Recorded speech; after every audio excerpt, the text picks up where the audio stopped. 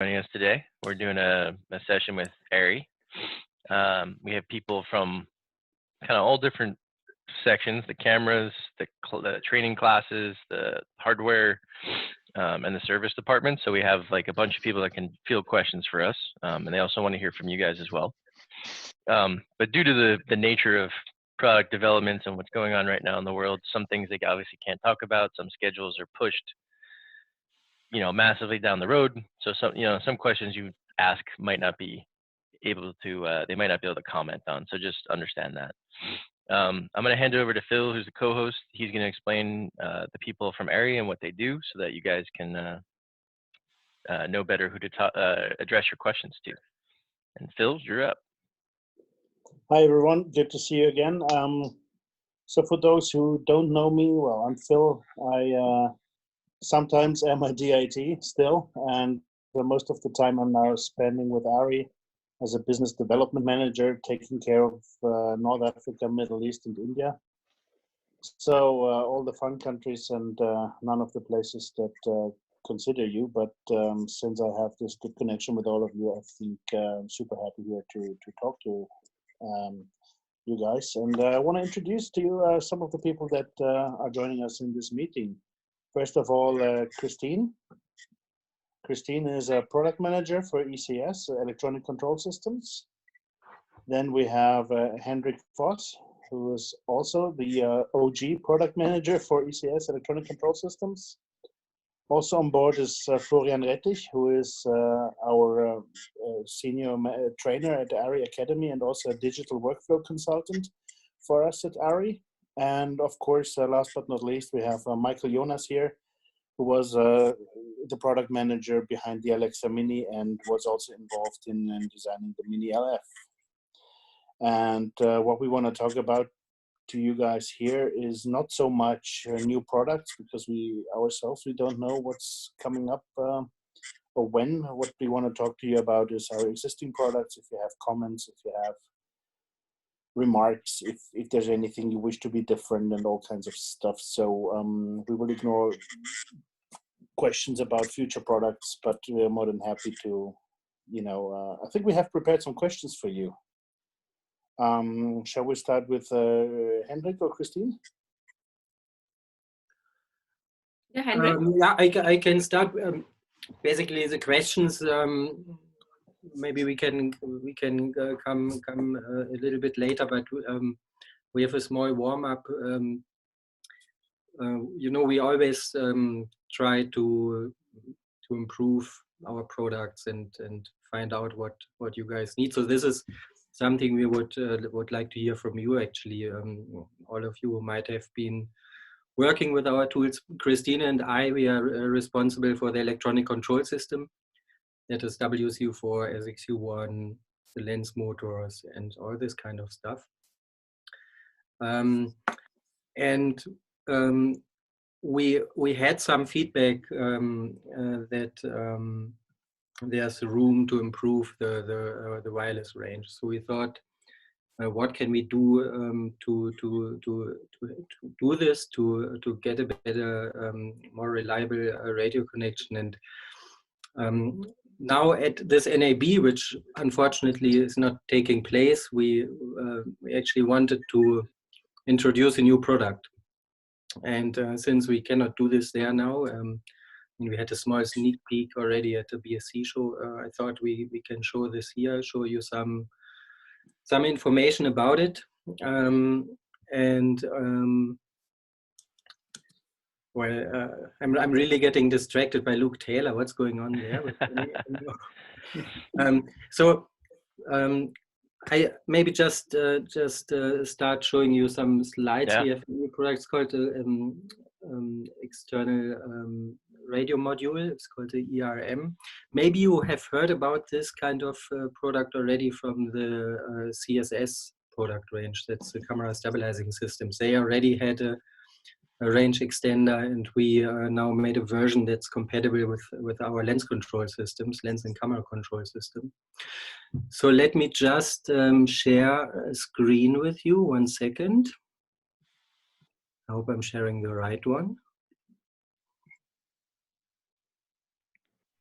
Yeah, when you share, you can pick exactly the window you want. Yeah. All right. 1 second. Make it a bit more exciting. Oh, wait, one more try.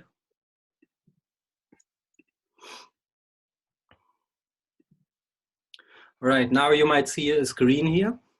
Do you see this? Yep. Yeah. All right. So on this picture there, you see a car rig, and you know, with car shots, there are challenges, as you know, with wireless range and connectivity. But I think this example is one example, but it might really also fit in the DIT world. If you, for example, use a 61 a bit far away from the camera for controlling the iris. So basically,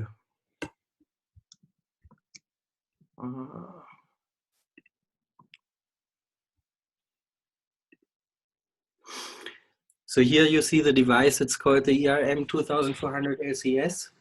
It's a radio module ERM 2400 LCS. LCS is our abbreviation for lens control system. So you see these two boxes on the lower right, and those is a pair of ERM modules. Those ERM modules can connect to a hand unit and on the one end, and to a camera or motor controller on the other hand. And we are using a 2.4 gigahertz radio module in there, frequency hopping module that is quite powerful. We're using 100 milliwatts there, and we measured ranges of like 1 kilometer. It always, as you know, depends on the environment, but we think it's a cool, good radio module. Somehow I avoid to say great, because it sounds like somebody on the news always who finds everything great. But, so this radio module in there is quite big. That's why we cannot fit it into our existing equipments. But we have it now in this external box, and then use it like that. What's the size of it? Do you have anything to compare it to?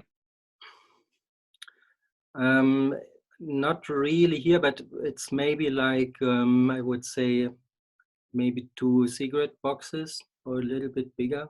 It's not really the smallest, but in some situations, I mean, you have to fit it somehow on the camera. That's on the one end, but on the other hand, I would say you have to put it on a tripod or on your C-stand together with a monitor or something like that. Yeah, so we are using this. We are going to sell those very soon. I think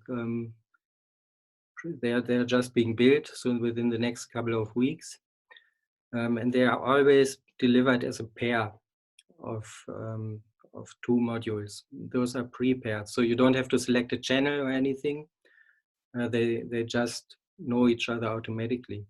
And one important thing to understand with it is that what it basically does is that it is transmitting a cabled connection, more or less a CAN bus connection, over the air. So you can connect it to, as you know, you can connect a handset and a camera with a wire, with a cable. And exactly this protocol is being packaged from the radio module and then transmitted over the air. That's important to understand, because if you understand this kind of idea, then you will also understand what's possible to do with it and what's not possible to do with it. So as it's like a wireless cable connection, very reliable in my view, and I hope you can try it soon as well and confirm that. You can connect one handset to one camera. You cannot connect 2 handsets to one radio module on the camera in that case, but probably that is not even really always necessary. Because if you think of a set where the AC would be probably quite close to the camera, he could connect to the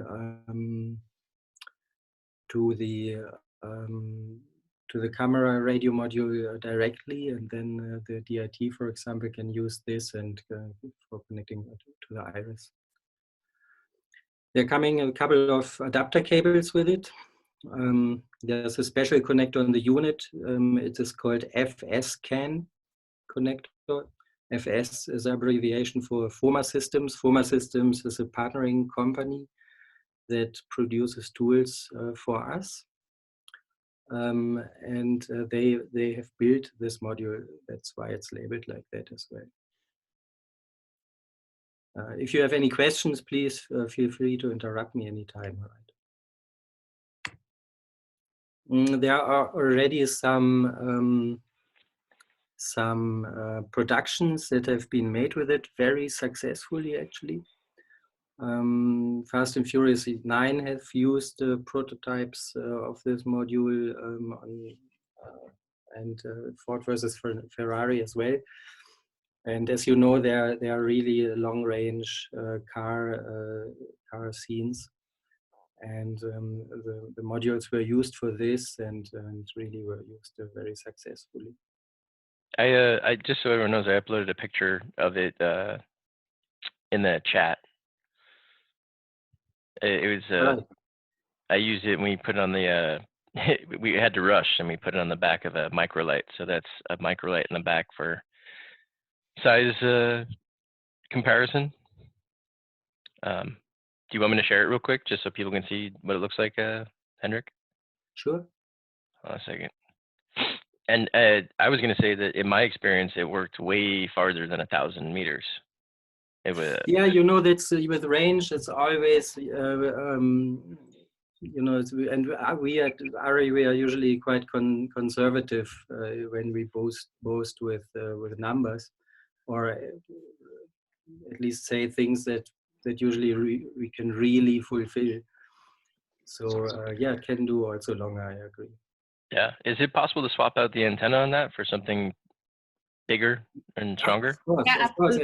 yeah. As long as it's 2.4 gigahertz dipole antenna, you can do anything. We actually we sell like this because it's a standard antenna we ship with, and the unit is certified with this antenna.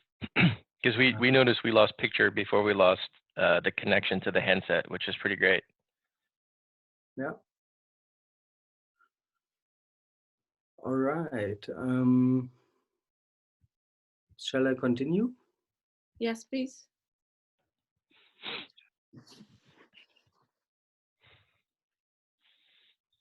Okie dokie. Here are some examples, so you can use it on basically all our cameras and also third-party cameras. In this case, one module is connected to the LCS socket on the Alexa Plus, or in this case, yeah, SXT. And the other one could be connected to WCO4 to SXU1. Or here, for example, you can connect this one module to the XT connector of the camera and the other one again to a handset. Or you can connect it to the Airbus as well. And of course, you can, like this, you can control the motors, but you can also control the camera settings. And I just mentioned it's a point-to-point connection, but of course, you can control 3 axes, not only 1 axis. And since it can support all our CAN-based protocols like the LCS protocol or the EXT protocol on the EXT socket or the LBus protocol, you can, for example, also take a master grip or OCU1 and then connect this to the handset. There's a note, because if you use it with OCU1, the people expect that there's the override function over there. But you have to know that in that case, it's like hardwired option. So that means in the hardwired version that the override function doesn't work. Yeah. Just to mention that, that's important. Yeah.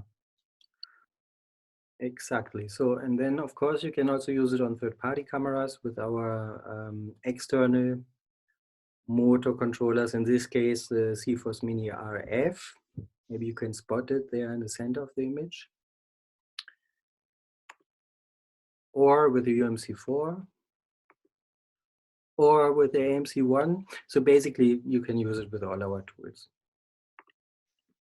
And last but not least, you can also use it with a stabilized remote head.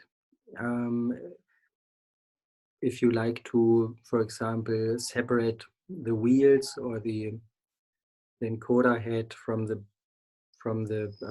brain of the from the control panel of the stabilized remote head. And unfortunately, I don't have a slide for this. You can also use this with C-Motion equipment. So the C-Motion C Pro hand unit, for example, you can connect this as well to this ERM module. So it's really quite a versatile, cool box. Very powerful. Hey, Henrik, there's a question about how you would connect both a WCU and an SXU at the same time. Well, that's what I just said. It's a point-to-point connection. So if you have two handsets, you can either use two radio systems in parallel, or you can, if you don't really need the range with both handsets, you can connect one handset to the internal ARRI radio module in the camera, for example, for focus, and then the second, the iris control, for example, could go through a ERM. But what's not possible with this is a network mode. This one you really have to see as a very long range, very robust and reliable radio connection, and then with an external box, but it only does point to point. But if you have a situation when you feel that all the other radio systems are somehow suffering from interference or from range issues, then this might be the solution that might save your ass.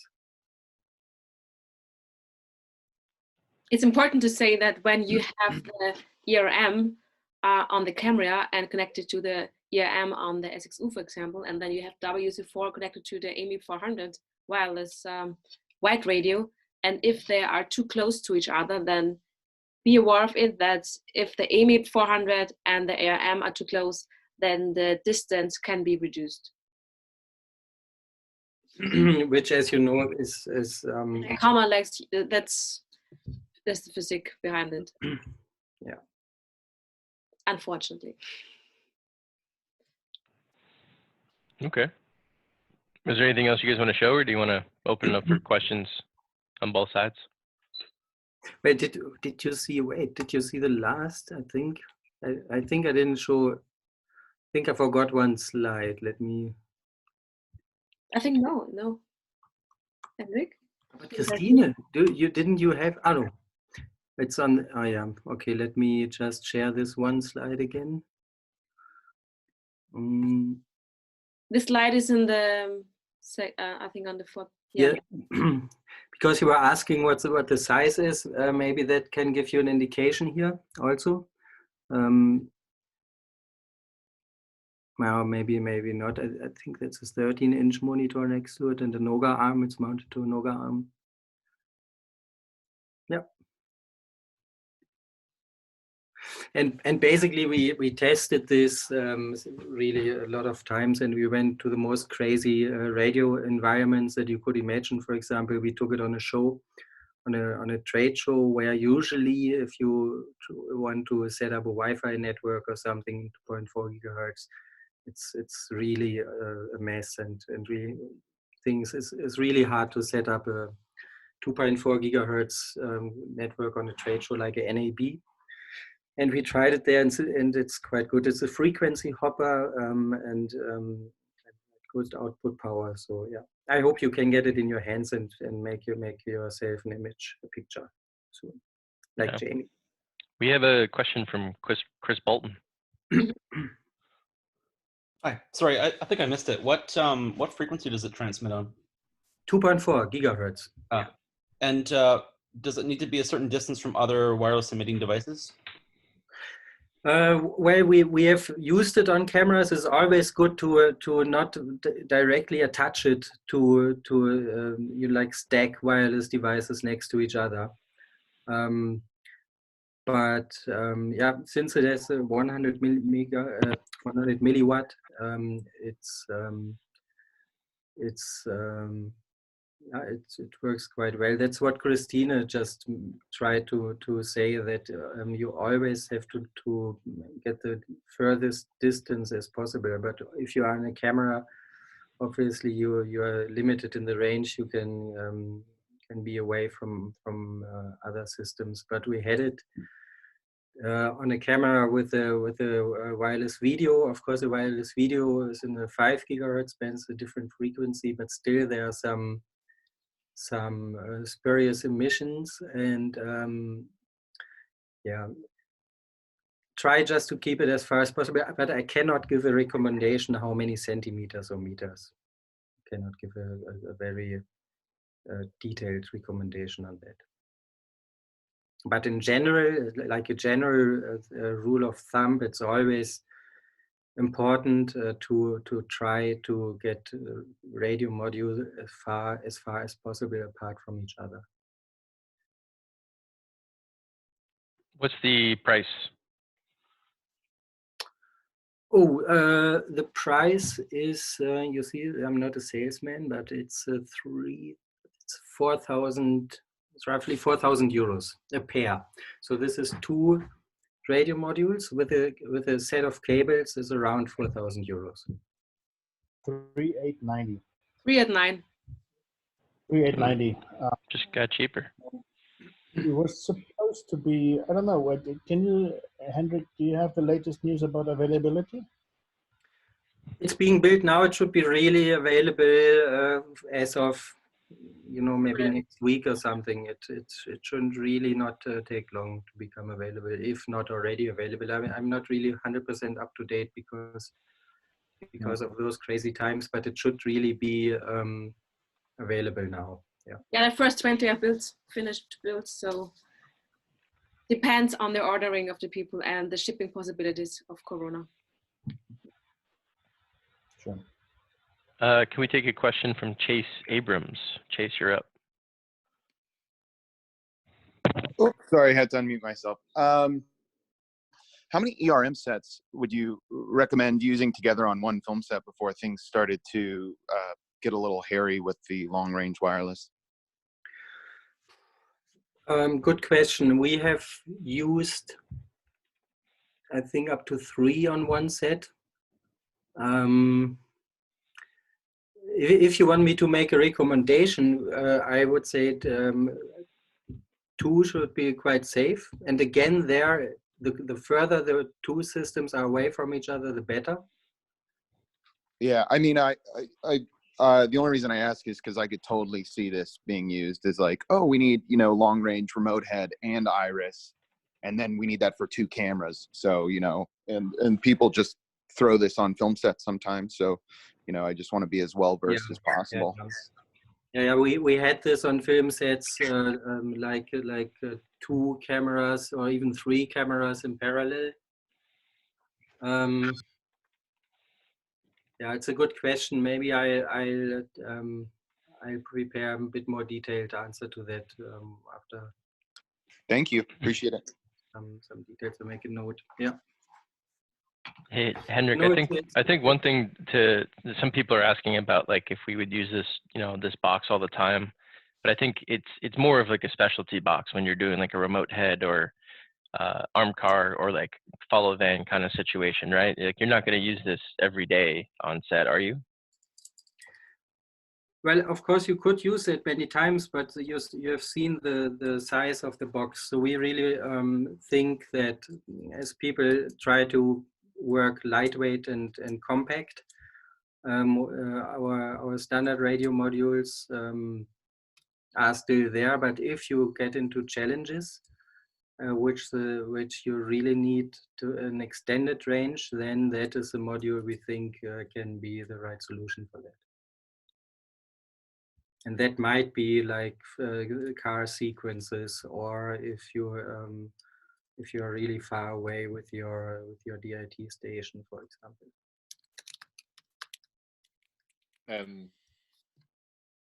Hendrik, yeah, can you hear me? Maybe there's a comment to that, like this kind of module is like a big American truck, right? Kind of, and it will actually push everything out of the way by sheer power. So I believe kind of there is a downside to it, right? So it uses the full 2.4 gigahertz like spectrum through kind of frequency hopping. And of course, kind of it will interfere with other systems actually that use dedicated channels in these areas. So handle with care, right? This is kind of, I think it's kind of the, I'm not sure it's like the always, like if you're alone, it's fine. But if you are collaborative and there's more like other radio systems, you may get issues with these other systems actually as well, right? Is that correct? It's absolutely correct. It always depends on how congested your space is frequency wise, and since it's hopping all over the band, it can disturb others or also be disturbed by others. But yeah, it has an output power which is on the upper limit for the worldwide ISM band standards with 100 milliwatts. But before you get scared that now this is really a radiation bomb, we also made SAR tests, which is a specific absorption rate for the human body, and we are within specifications there.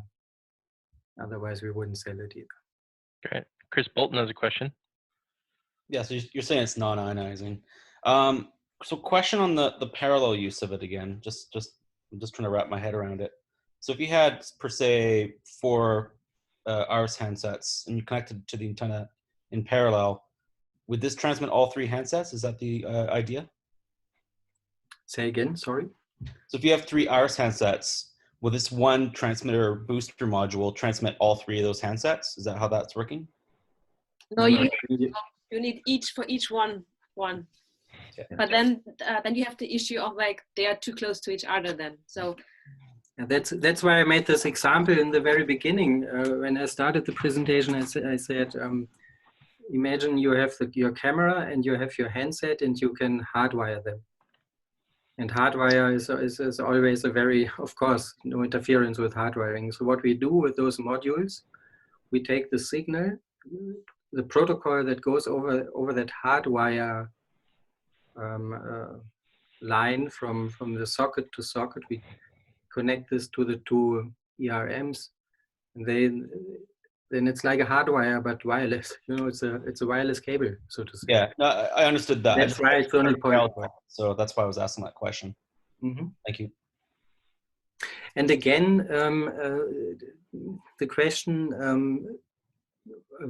how many systems can you use in parallel is really not easy to answer for me, because you have 2 frequency hoppers in parallel, for example, or 3, and they hop in a certain pattern, and they can disturb each other. There will also that might also be other frequencies available, and the systems might be closer or further away from each other. So all those parameters play a role in it. But we made tests with 2 parallel systems, and we recognized that the range got less, but I would say it's still quite good. Are there frequency scanning options in the unit, or the unit just handles all that itself? no frequency option scanning option, no. Okay.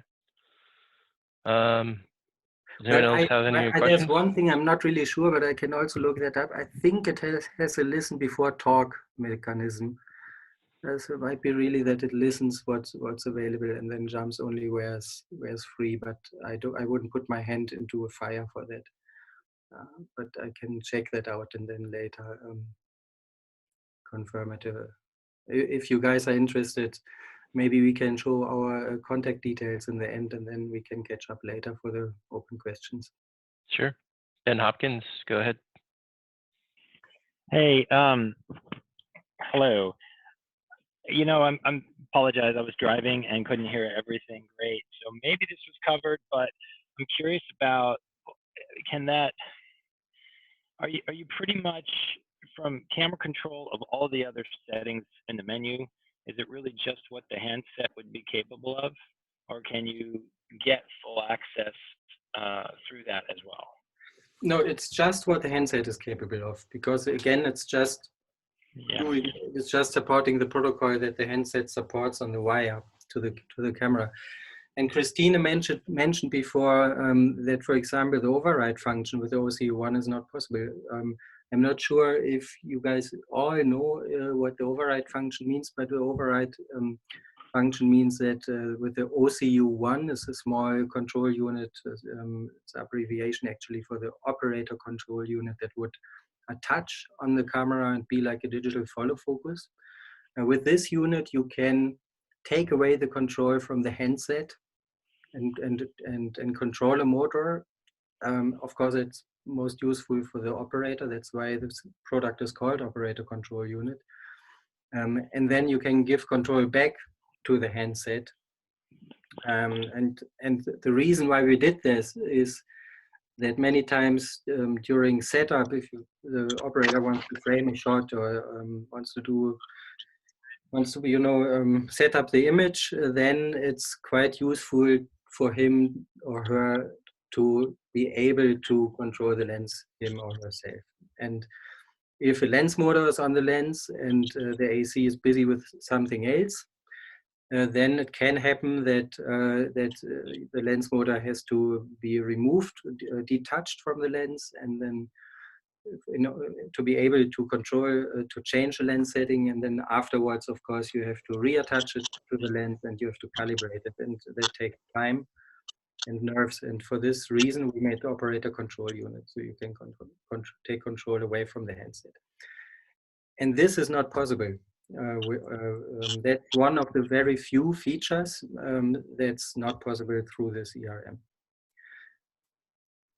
But really, we made this. I mean, it's a box that is a separate radio box, and it has some, it's sometimes really compromised to put a separate box on a camera and put a separate box near your handset. And we wouldn't have done that if we were not really convinced and be sure that that can really bring an improvement in range. So of course, it's always more convenient to use the integrated radio system, but sometimes there are limits. And for this reason, we said, hey, we really have a powerful radio module here. Let's offer this as an option if this is the only way to get the job done. Sure. Henrik, did you guys have questions for the group? Oh yeah, I mean, we have many questions. It's always hard to have, I don't know how many people we are here now, but like 33 people. In general, as you are the DITs, we are really interested what tools would you really like to have. I mean, you now have here the team more or less, or that can bring your dreams to life, if you can say like this, sorry, no. But if you, for example, I wonder many times, like a single axis lens control hand unit, and Christina wonders many times as well. Is that really the solution you want to have on your DIT card for controlling iris, or let's call it exposure in camera settings? Or do you want more, or do you want it differently? And what do you really wish to have? We would really like to just get a quick feedback from you if you think we are missing something in our product range, because we would be really happy to offer you the tools you need to get your job done comfortably. All right, just to speak to that real quick, guys, when we're doing this, everyone from the in the participants button, open that, and then you can raise your hand. Just do that. We already have a few people queued up, so we can keep this kind of orderly. And this is specifically for the ARRI ECS system, so electronic control system. And of course, also specifically for ARRI cameras, right? I mean, right.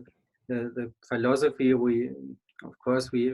since we are a camera manufacturer and we have tools around the camera, it's always interesting to see what we can do to combine things to make them more streamlined.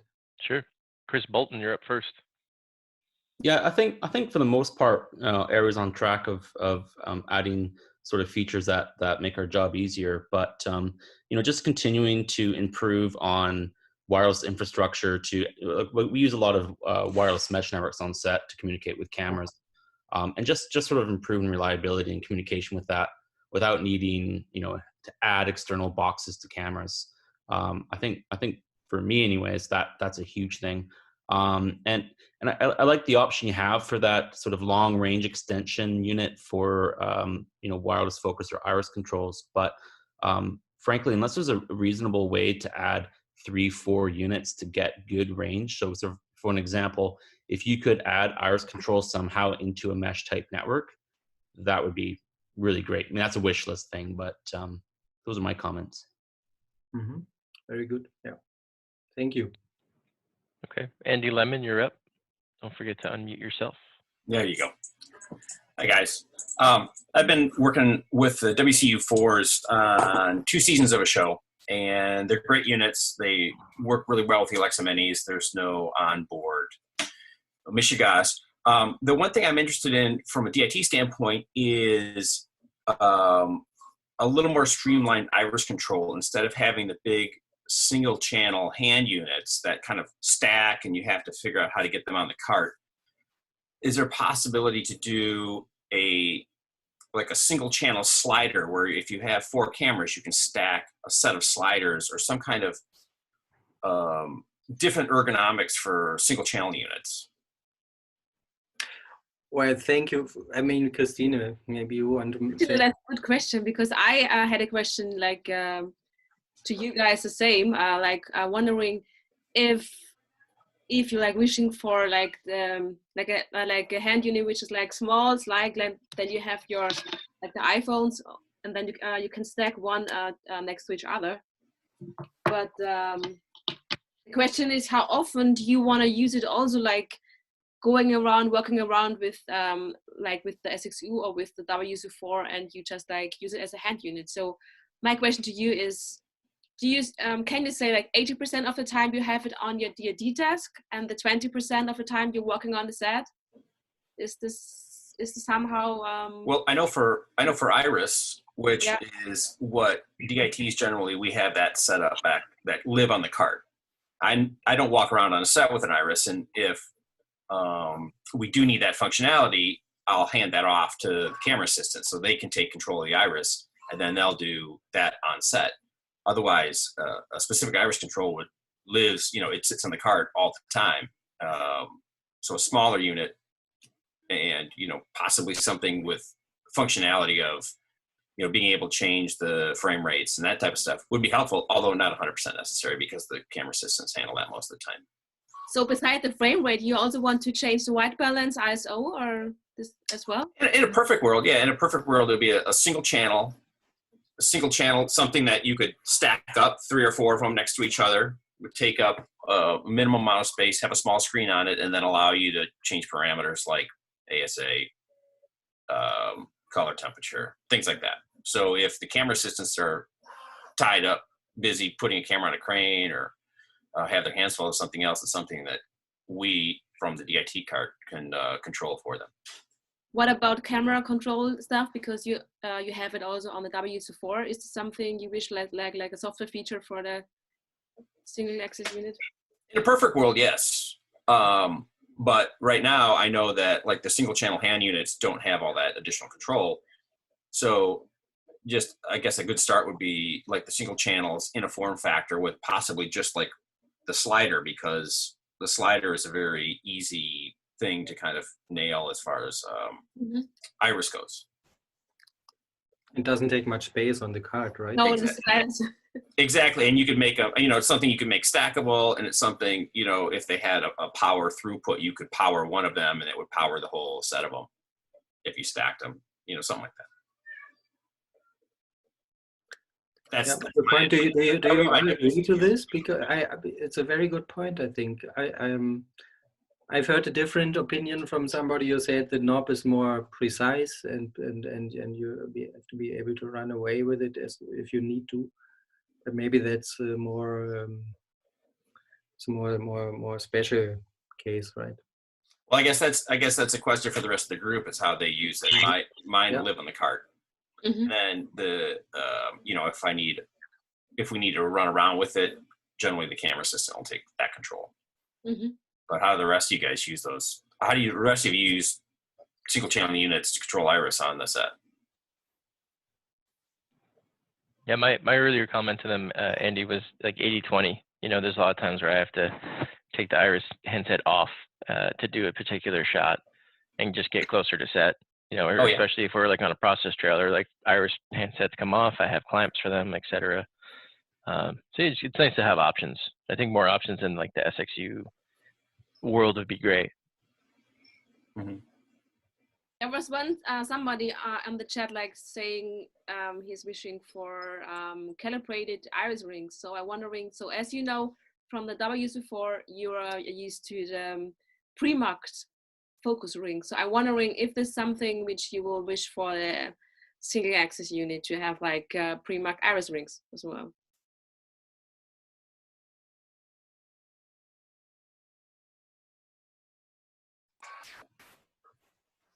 I'll comment on that. I think it would be some value to, for example, when you're setting up your camera, kind of like with focus pullers, they have, different types of rings. Like I'm going to use Preston example. They have an E or F ring or whatever that sort of mirrors the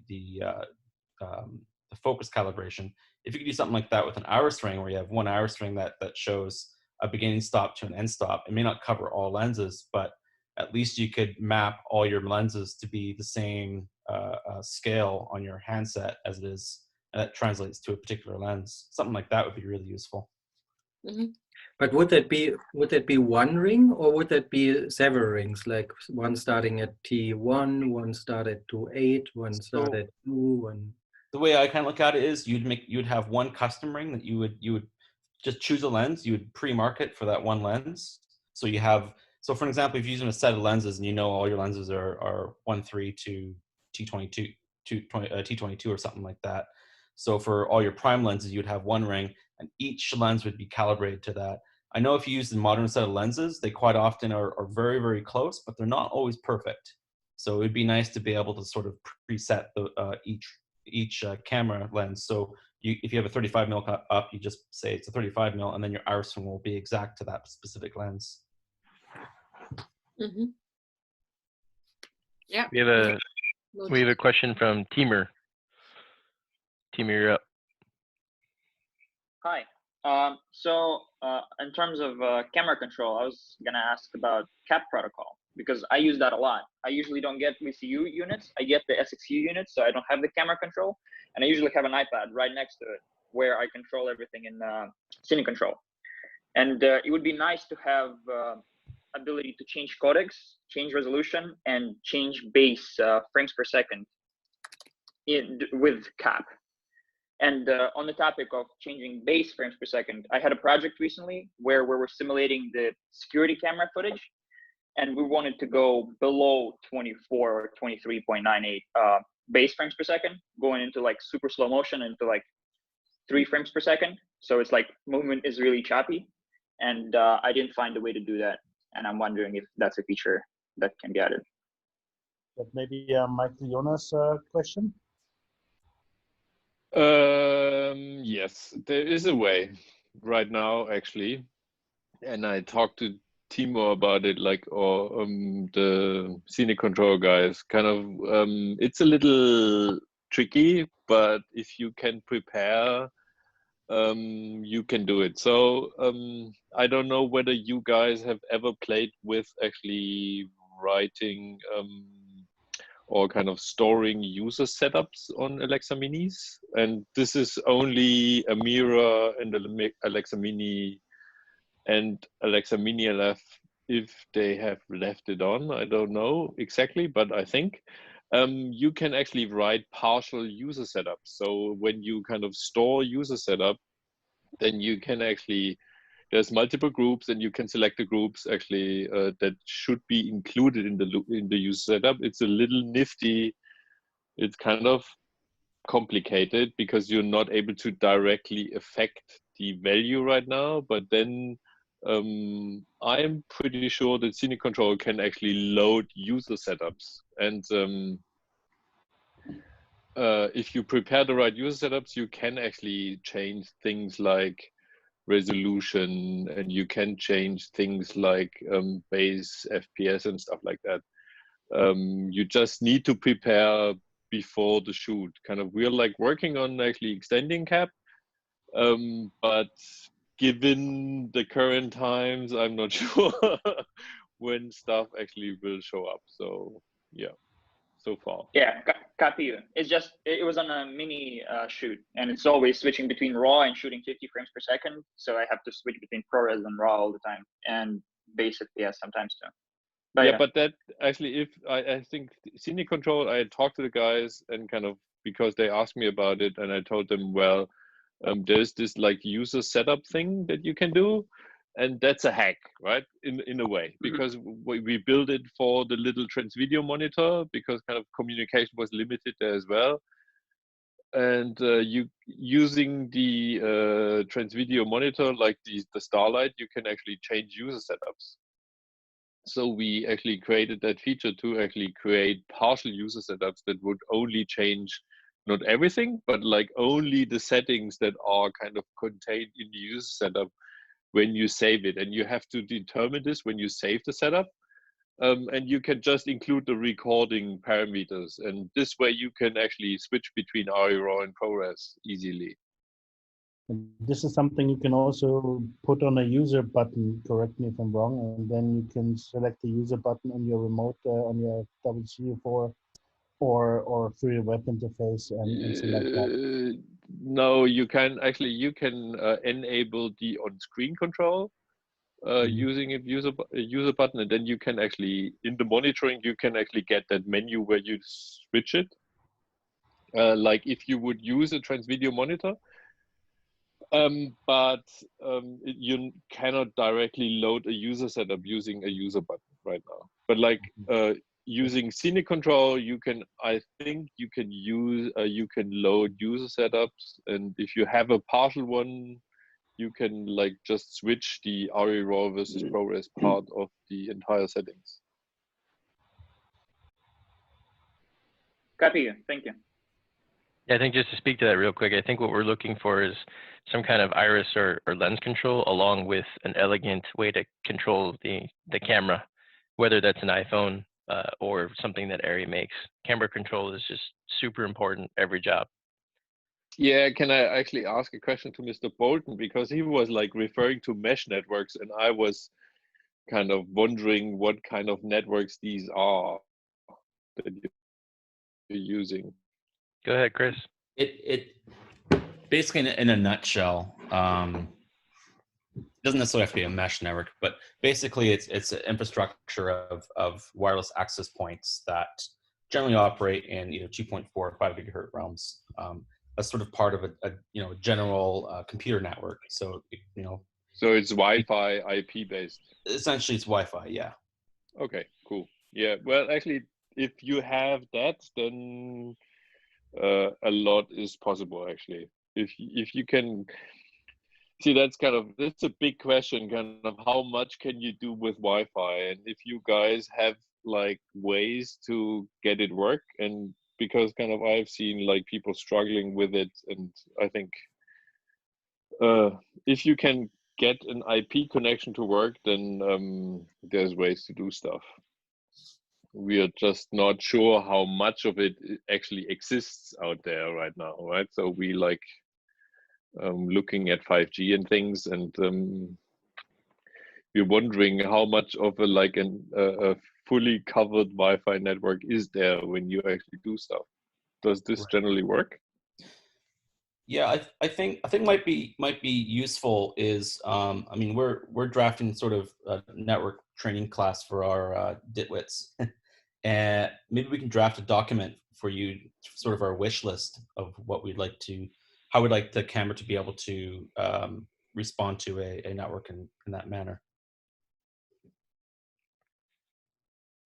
How would you, in what sense respond to it? Like, well, like for one example, some wireless devices have issue navigating to different points. So some things just want to latch to a specific access point, but not skip over to another access point. Sometimes do like MAC addresses or SSIDs, things like that. Okay, so like switching kind of your switching between different like access points on a network for a camera, for example. Yes.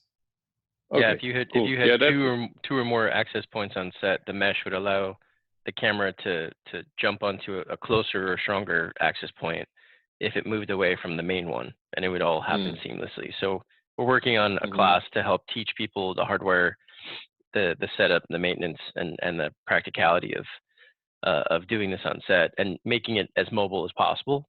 So because camera control for us is everything. It makes the difference. Okay. Michelle Delorme, you're up.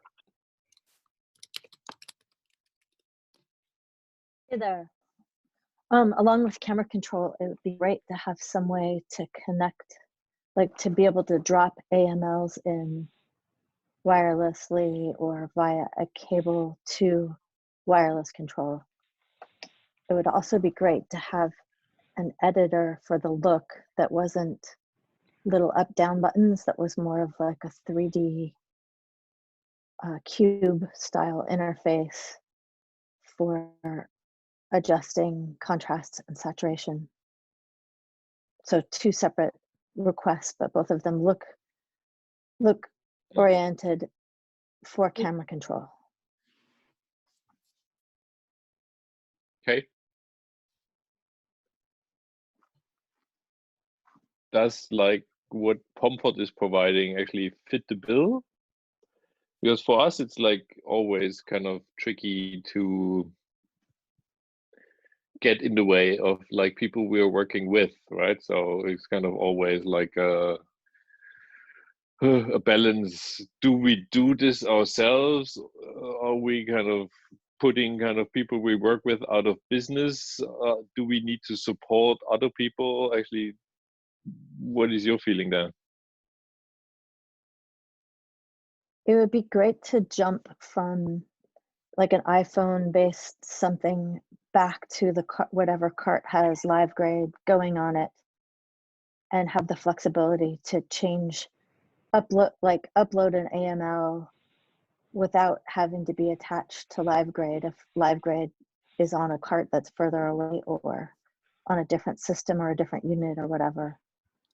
Michelle, you can do this with ARRI cap and pocket control. It's not elegant, but they're hopefully working on making it more elegant, just so you know. Thanks, Jamie. Yeah. I have a question maybe to you guys when we talk about the AML files. Since probably most of you are using Resolve for their other color work, at least next to live grade for painting the camera. You know that Resolve can read all embedded look files, aka AML files from previously recorded footage, but so far there's no direct export.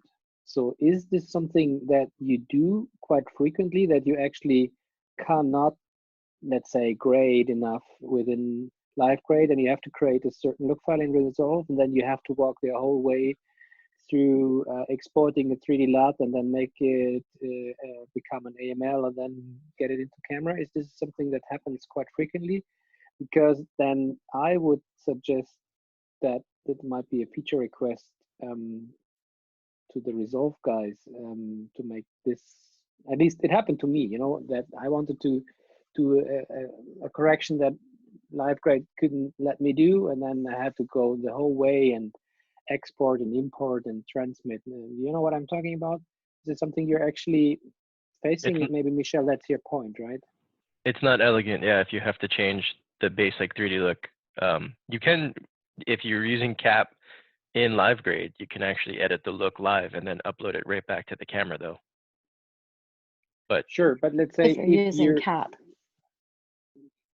camera access protocol in LiveGrade. Yes, the LiveGrade talks to the camera through CAP, and that's basically painting on camera if you want to call it like this. But let's say you have a very sophisticated show LUT, which is a 3D LUT.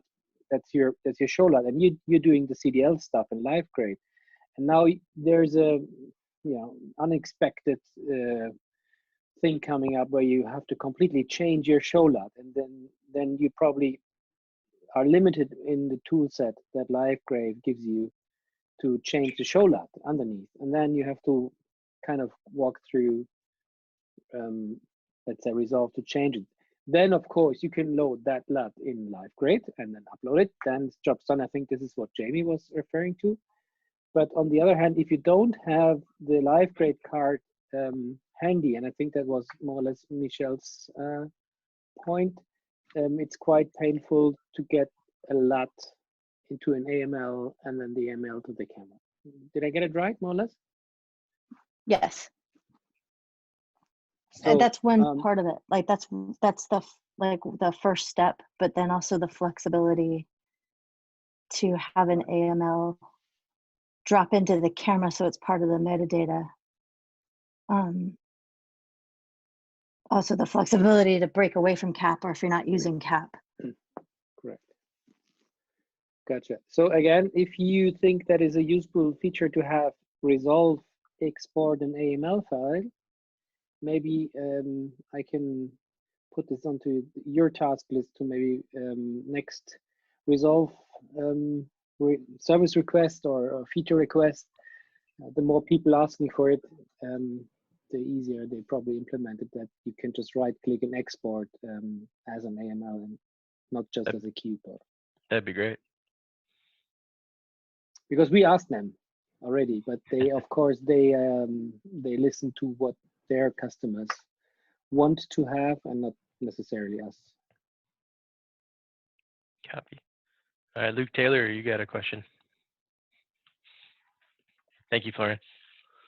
Hey, yeah, so this remote seems awesome. Is there a way to connect that to a computer? Because I feel like at the end of the day, something I've been pining after is that, you know, with Wi-Fi, there's a lot of connectivity issues, especially when it comes to congested areas. And I think the idea of having something that can be used strictly for camera control is like a really cool idea. But then my question is like, is there any way you can open that up to, like, I guess in this analogy, like your cart, right? And then from there develop software to utilize those controls? Like in my mind, what I've always wanted is like essentially to have a MIDI controller for iris control on my cart, right? And what I need is I need to get those control signals into my system, at which point I can sort of focus on controlling that with whatever device I like.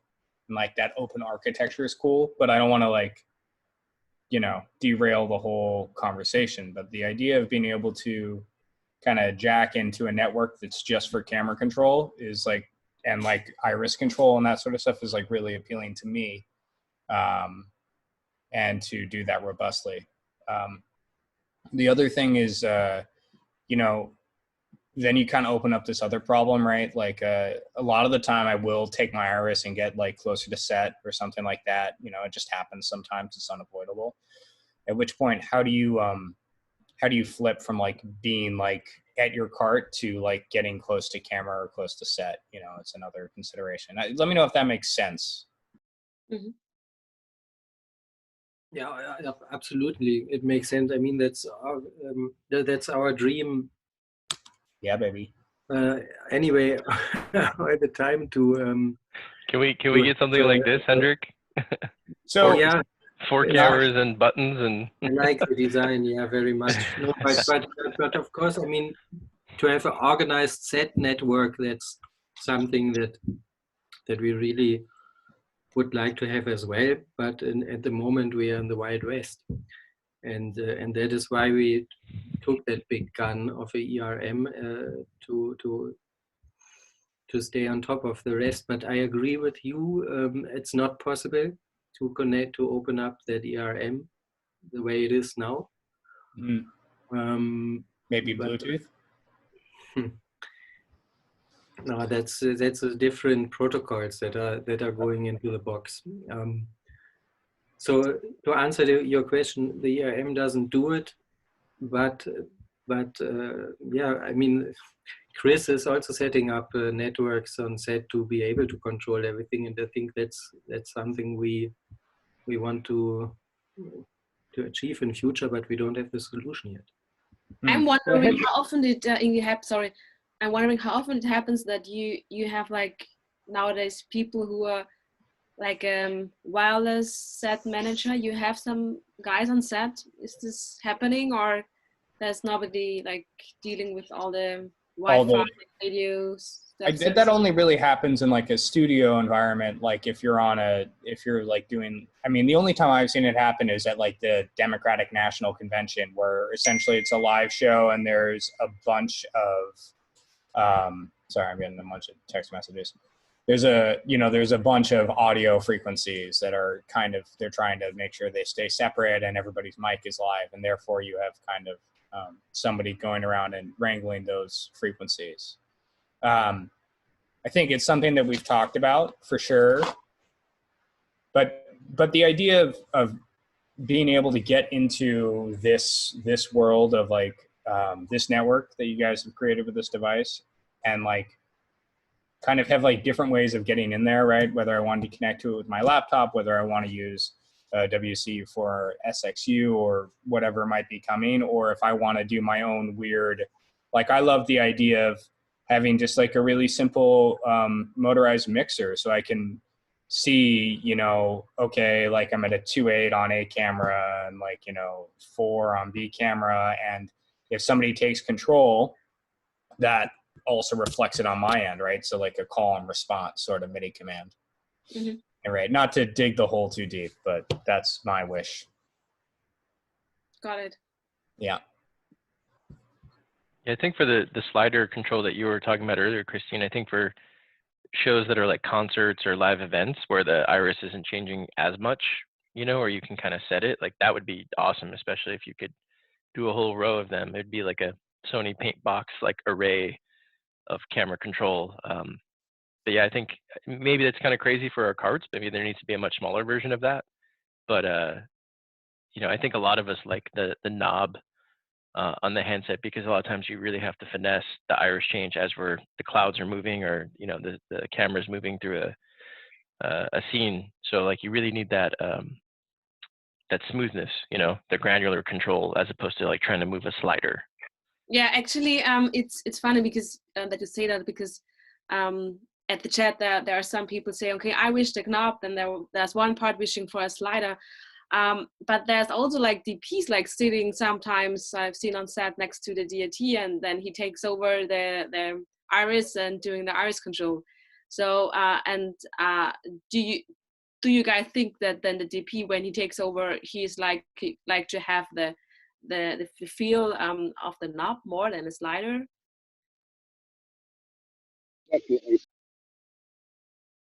I mean, maybe, but I think that that's why I would love to have computer access, so I could do like a MIDI control system. So it's something for me and they can have whatever they want, Mm-hmm. And that way it takes the development of the actual, we're just asking you to develop the interface, and then we could cater it to whatever we want I mean, I don't know. That makes sense to me. But yeah, I think a lot of DPs like knobs, but who cares? Do you guys manage frequencies on set sometimes? Do you have a do some of you have a frequency analyzer or something and checking out? Yeah. I think. Yeah, I think yeah. It's becoming a lot more important for our jobs. So that's a DIT job, right? It's not anyone's particular job, but it's something that we're just doing. It is nothing official, I'll say that. Yeah, no, for sure, but yeah. We do it out of necessity. Go again, Dave? So we do it out of necessity, right? Yeah, exactly. Okay. What else would you guys like to ask for the ECS world? I think, Christine, you might have some questions.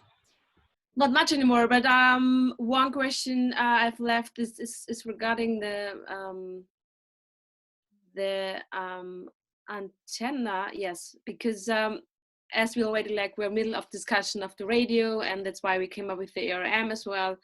But I've heard some cases that people told us that they took off the antenna and then they just plugging their other external antenna. So I was wondering how often this happening that you're playing around with the antenna of the SXU. Is this happening on set? Yeah, for sure. Each time, or it's like so what kind of antennas are you putting there, like sun hands, or what kind of external antennas are? I'm looking up the link real quick, but if anyone has a picture or wants to comment on it, feel free. I was just going to say, yeah, directional, Chris Bolton said it in the chat, directional antenna mods for that. Like I fly, I'll use the SXU when flying on like an Alta on a Movi, and just having that fizz control, you know, even just a single channel just at a much longer distance is really helpful with the directional. Yeah, Okay. That's usually in one direction, typically, right, from where you're controlling a camera. So, I mean, to have something sort of cover omnidirectionally doesn't really make a ton of sense all the time. So, directional antenna usually takes care of a lot of the problems.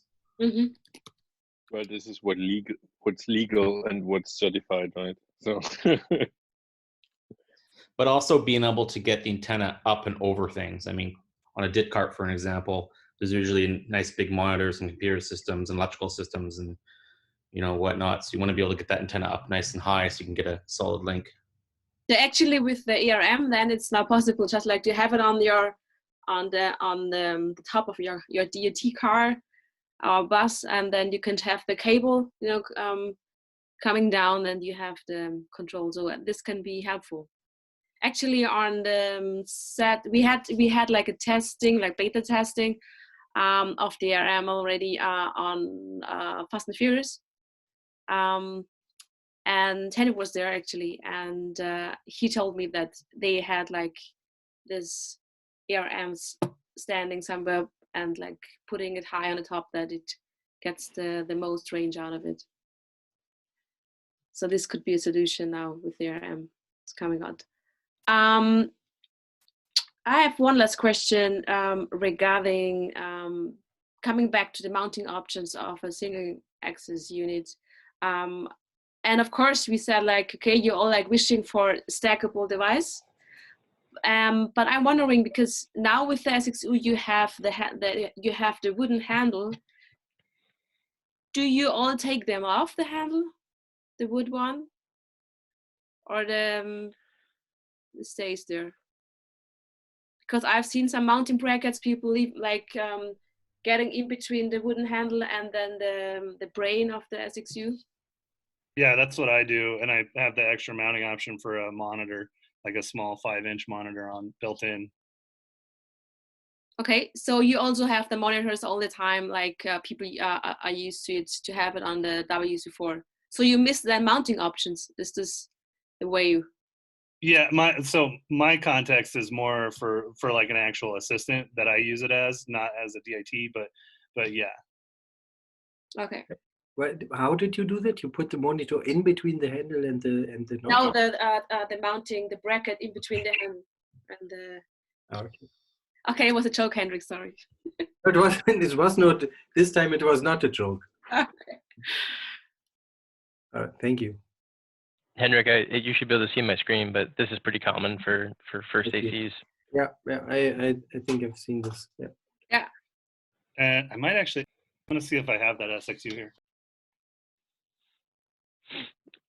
We have a quick question from Tom Wong. Tom Wong, make sure you unmute yourself. Tom Wong, why don't you put your picture? I just know you from Facebook, and that profile picture cannot be true. No, that's definitely me right now. He's very gorgeous, by the way. So my question is, maybe is it possible to have a future product that just acts as a wireless repeater, something more simple that can tie into the internal wireless protocols of the cameras, and then we can just set up multiple repeaters as we need to extend our range instead of having to add another box under the camera? Yeah, absolutely. We actually have thought about that. The thing that you will get, it has of course a big benefit, but also you need more channels. You know, you need more frequencies, and you need more, and you introduce some delay. So our goal is just to make a radio system that works just without the need of any wireless repeater anymore. But it's definitely a good idea. Yeah, we have thought about it. Yeah. Yeah, and unfortunately, we're probably mostly Preston over here in North America, and so just having a hybrid workflow, an option of a hybrid workflow, so we don't have to fight with the camera assistants. Because honestly, they all own their Prestons, and they're not gonna let that go. It's a rental for them. So there's no convincing them, but if we can find a seamless way to increase the range of just iris control for us, without having to add another box to the camera, without having to interfere with how the camera assistants work, and we can seamlessly make an integration with that, we can probably get more use out of the SXUs or even the WCUs on all our jobs. Yeah, I think Simotion had some ideas about that. I'm not sure, to check with them. They have this C Pro Canon. Not sure if that became a reality though. But I got your point. Yeah, it's really. But one thing I didn't get, when you said people using Preston a lot, and then you want to have iris extension, so you control iris from the ARRI and focus for the Preston, or how? Yeah, so basically we would tap into the internal ARRI wireless to be able to just get single channel control of the iris only, and the camera assistants can stay happy and use whatever systems that they want, but we have a more sophisticated ultra long range possibility just for iris alone, without having to mess up how the camera systems want to work. Yeah. Okay, so for this, maybe, that would of course now introduce another box on the camera, but that would, I think for that you can really have a look at the ERM, because right. So the idea would be not to introduce another box, which is why I mentioned the repeater. Just so, I think depending on how much delay for iris, unless we're doing very, very sensitive polls, it might be acceptable. If it's, the way we do iris polls isn't as critically timed as focus. Tom, I'll check it out. Maybe we have a solution around the corner faster than we think, but I have to check it out, or we have to check it out. Oh, good point. Thank you. Cool. Dave Satin had a question or a comment.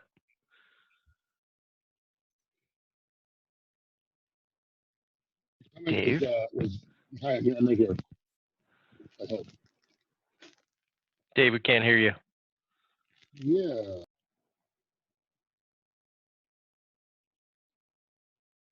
There we go.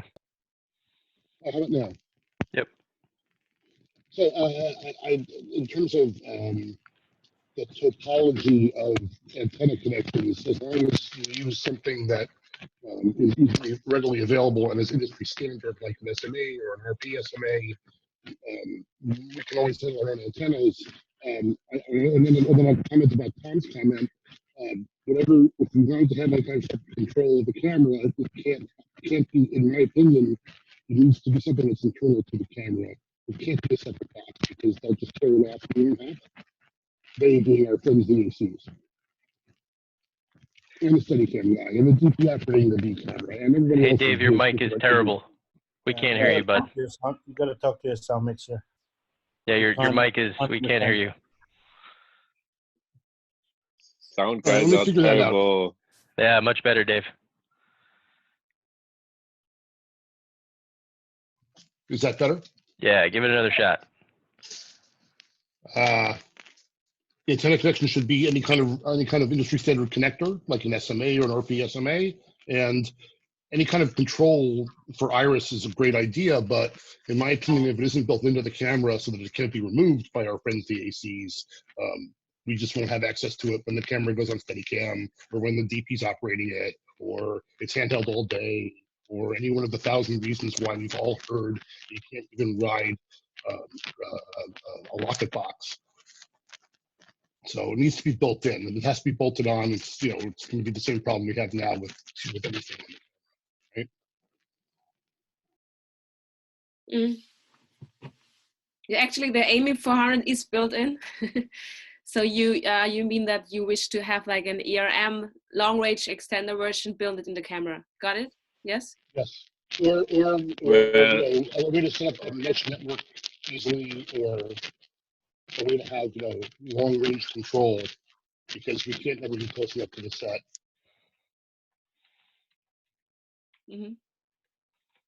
Yeah, I agree with SMA on the handset. So lesson learned. Yeah. Okay. What else would you guys like to ask, Hendrik?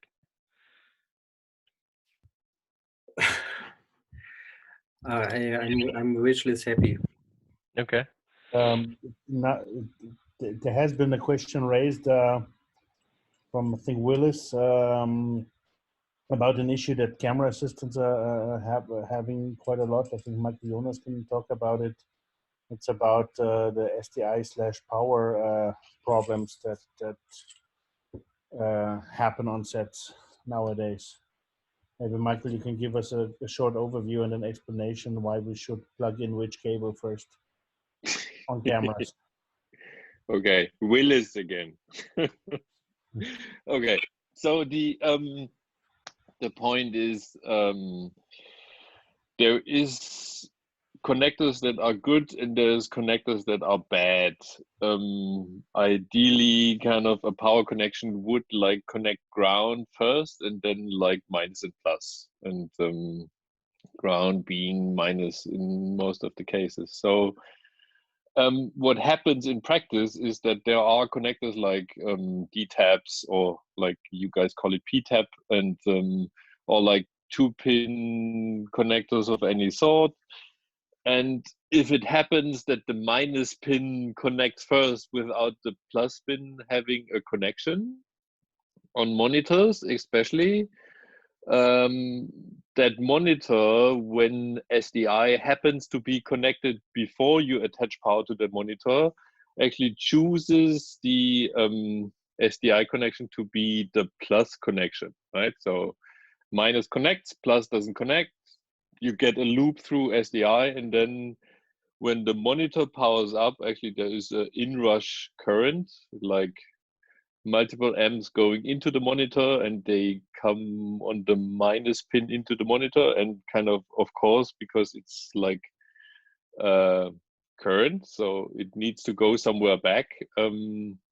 It chooses to use SDI for like the backlink through the SDI connection, and that essentially fries high frequency SDI connections, like everything that's 6G or 12G.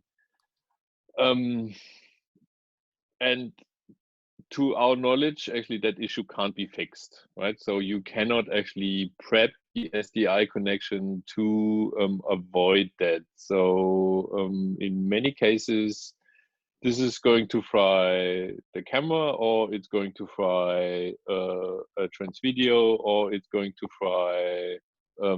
I have talked to a lot of Blackmagic users who actually had the same issue with kind of their eyepiece, and kind of it fries the camera when you connect the eyepiece. These kinds You of have to funny go to fries and bread issues. spare parts.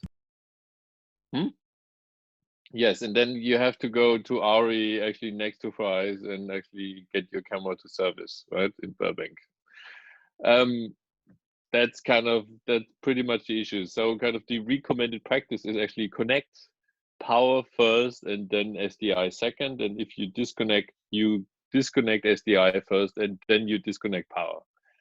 And if you're really, really kind of into it, then kind of you connect power first and then you turn the monitor on in order to ensure that actually both leads of your power lines are connected, because kind of what happens if the plus line is broken somewhere in your power cable and you then connect SDI, then it's going to fry your camera as well. So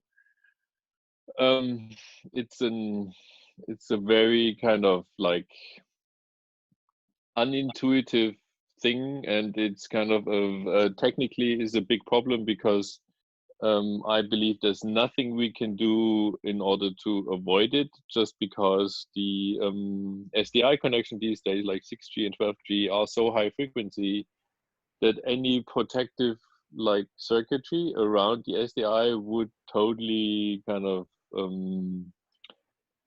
like mess with the signal and like either make 6G or 12G unusable, or like essentially limit the cable length you can use on these connectors very much. So power first, SDI second. If you remove it, remove SDI and then power, and then you're safe.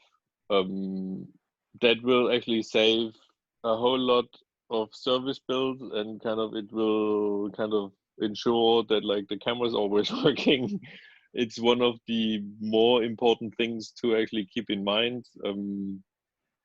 You wouldn't believe how many people actually have contacted me with all kinds of different cameras. Like this is also an issue on Sony's and Canons and Blackmagics and wherever, because essentially these high frequency SDI ports cannot be protected against these issues. So, Michael, this is not just the ARRI thing. This is like all manufacturers that's using 6G, 12G. Yes, it is kind of, it's an essential kind of, it's a built-in issue, right? Kind of if you have SDI connected between the monitor and the camera, or like it doesn't only apply to the monitor, it can also apply to transvideo, but like very often right now, like we have solved these issues for 1.5G and 3G connections, right? So if your connection is only 3G, you can protect against that because the frequency is not so high that the impedance is actually affected that much. But like on 6G and 12G, essentially, we haven't figured out a way to do it, and I don't think anyone has.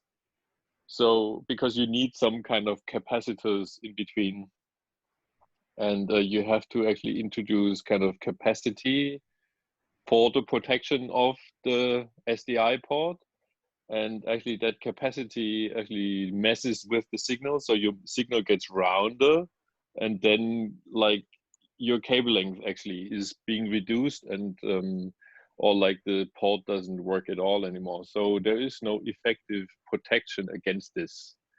And if you, and like there is ground, you actually, SDI has ground and signal.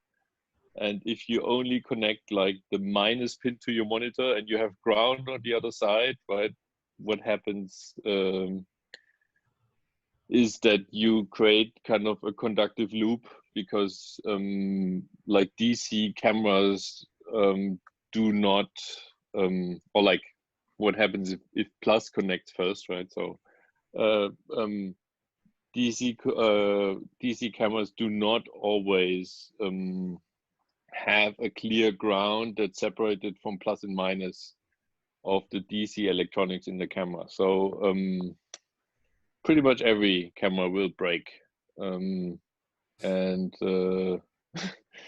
like I know from a lot of Blackmagic users, kind of I know like 15 who have actually contacted me on Instagram, actually trying to get confirmation that this is the problem, why they find, for example, the camera with their viewfinder. Like we had lots of issues with the Mini, but like over time we found like a circuitry that kind of worked. But now with the MiniLF, for example, kind of we have this 12G connection there, like all 12G transceivers there, and we see the numbers actually go up again a lot. So kind of this is pretty much our #1 service issue for the MiniLF, is a broken SDI port.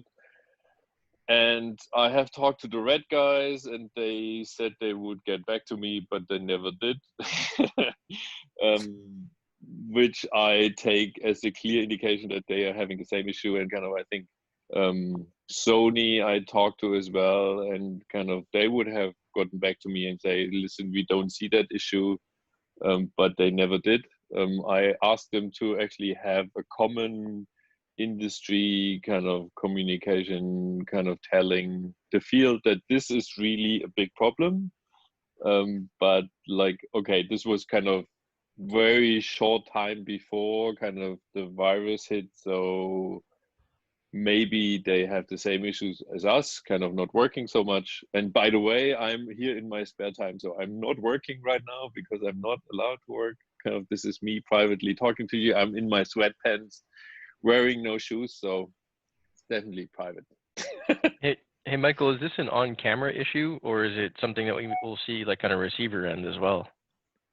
Well, it is everywhere, right? Kind of, you can have it on the receiver as well. Kind of, if you kind of, if for example you have a Teradek receiver, right? And it's one of the new ones that actually does 4K. I'm pretty sure that if you actually connect that like SDI to some kind of monitor, and that monitor is on and connects to power, and then you connect that receiver with power to the same source as the monitor, right? Like same ground, you can kill that receiver as well, easily. That's kind of a universal problem when there is an SDI connection.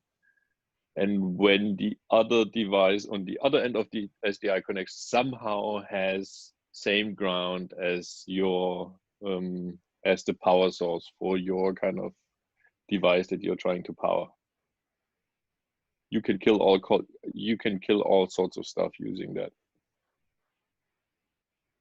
And the only safe way of doing it is actually connect power first.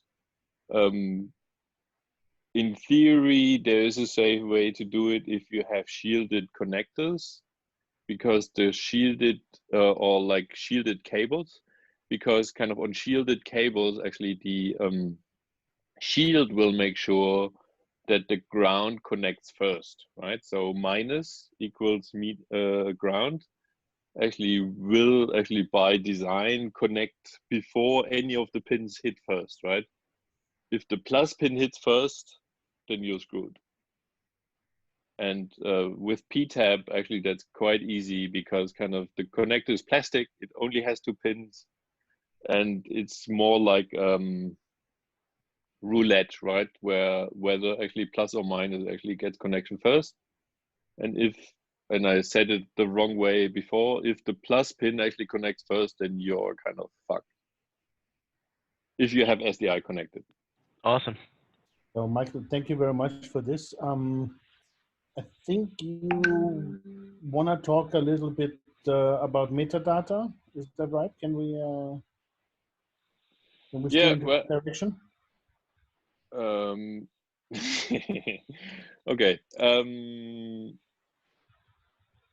Yes, we can actually talk about metadata. The question is kind of, we have like I'm pretty much heading up a group at ARRI that is actually currently looking into collecting metadata on set, and I just wanted to get your feedback on like how is this affecting you guys? Kind of how are you dealing with that? Who's actually organizing that? How do you see the situation right now? I can speak to that for a quick second, and then we'll take a question. There's no industry standard way. There's no great way to go about it, and everything's so piecemeal. And a lot of recording metadata or pulling metadata is so unique, you know, to how people work that it's one of those things that isn't. It's super important, but it's not as ubiquitous as it should be because there's no like protocol for how to acquire it. So I think if we see more like a bigger push from you guys to like standardize it and make it more important, I think we would absolutely love to be the people that are in charge of it. Well, actually, in order to answer that, kind of there's a special group that kind of I head up in ARRI, and we're kind of currently looking at the situation. Looking at networks on set, and it's quite kind of interesting to see kind of like the way you're talking about Wi-Fi mesh networks, but we're also looking at 5G at the moment, like, and try to figure out how actually 5G could be applied to a film set. Because we believe that kind of a working network, a working IP network is the basis of like a good metadata workflow. Otherwise, everything is kind of proprietary and kind of like in specific packaging. And we have lots of people who ask us to include as much as possible in our clips, because once it's in the clips, kind of there's some standard way of transmitting it and like using it. That's something we are currently looking into, right?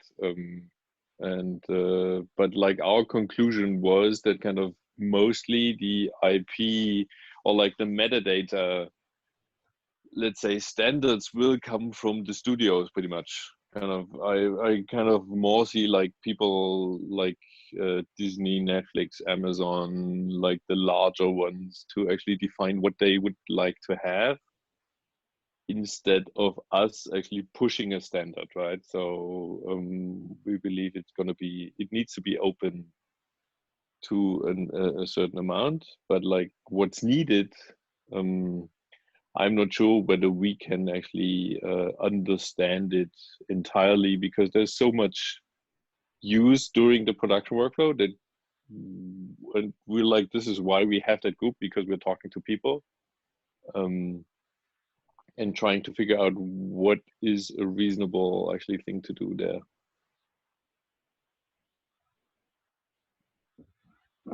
Chris Bolton has a response to that. Go ahead, Chris.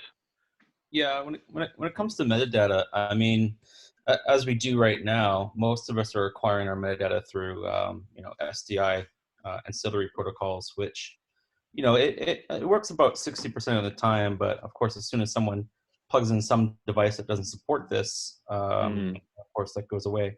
I mean, the real aspect though is all that metadata we really need from the camera is pulled once you offload the footage. We're still grappling on exactly how to share that between computer to computer. But the ability to be able to add in information live to a camera for, say, for example, like a script supervisor needs to enter in some notes about a particular scene, have it live integrate into the camera metadata, or if we're entering information about filters, or if we're using non-LDS lenses, entering information about non-LDS lenses, if you're not using an encoder system that can track all that.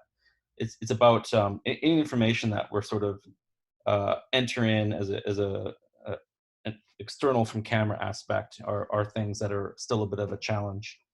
And I do like the idea of being able to manage that through some infrastructure other than through SDI.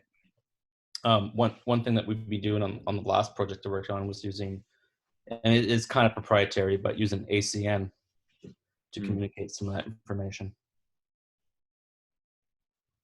Okay, thanks.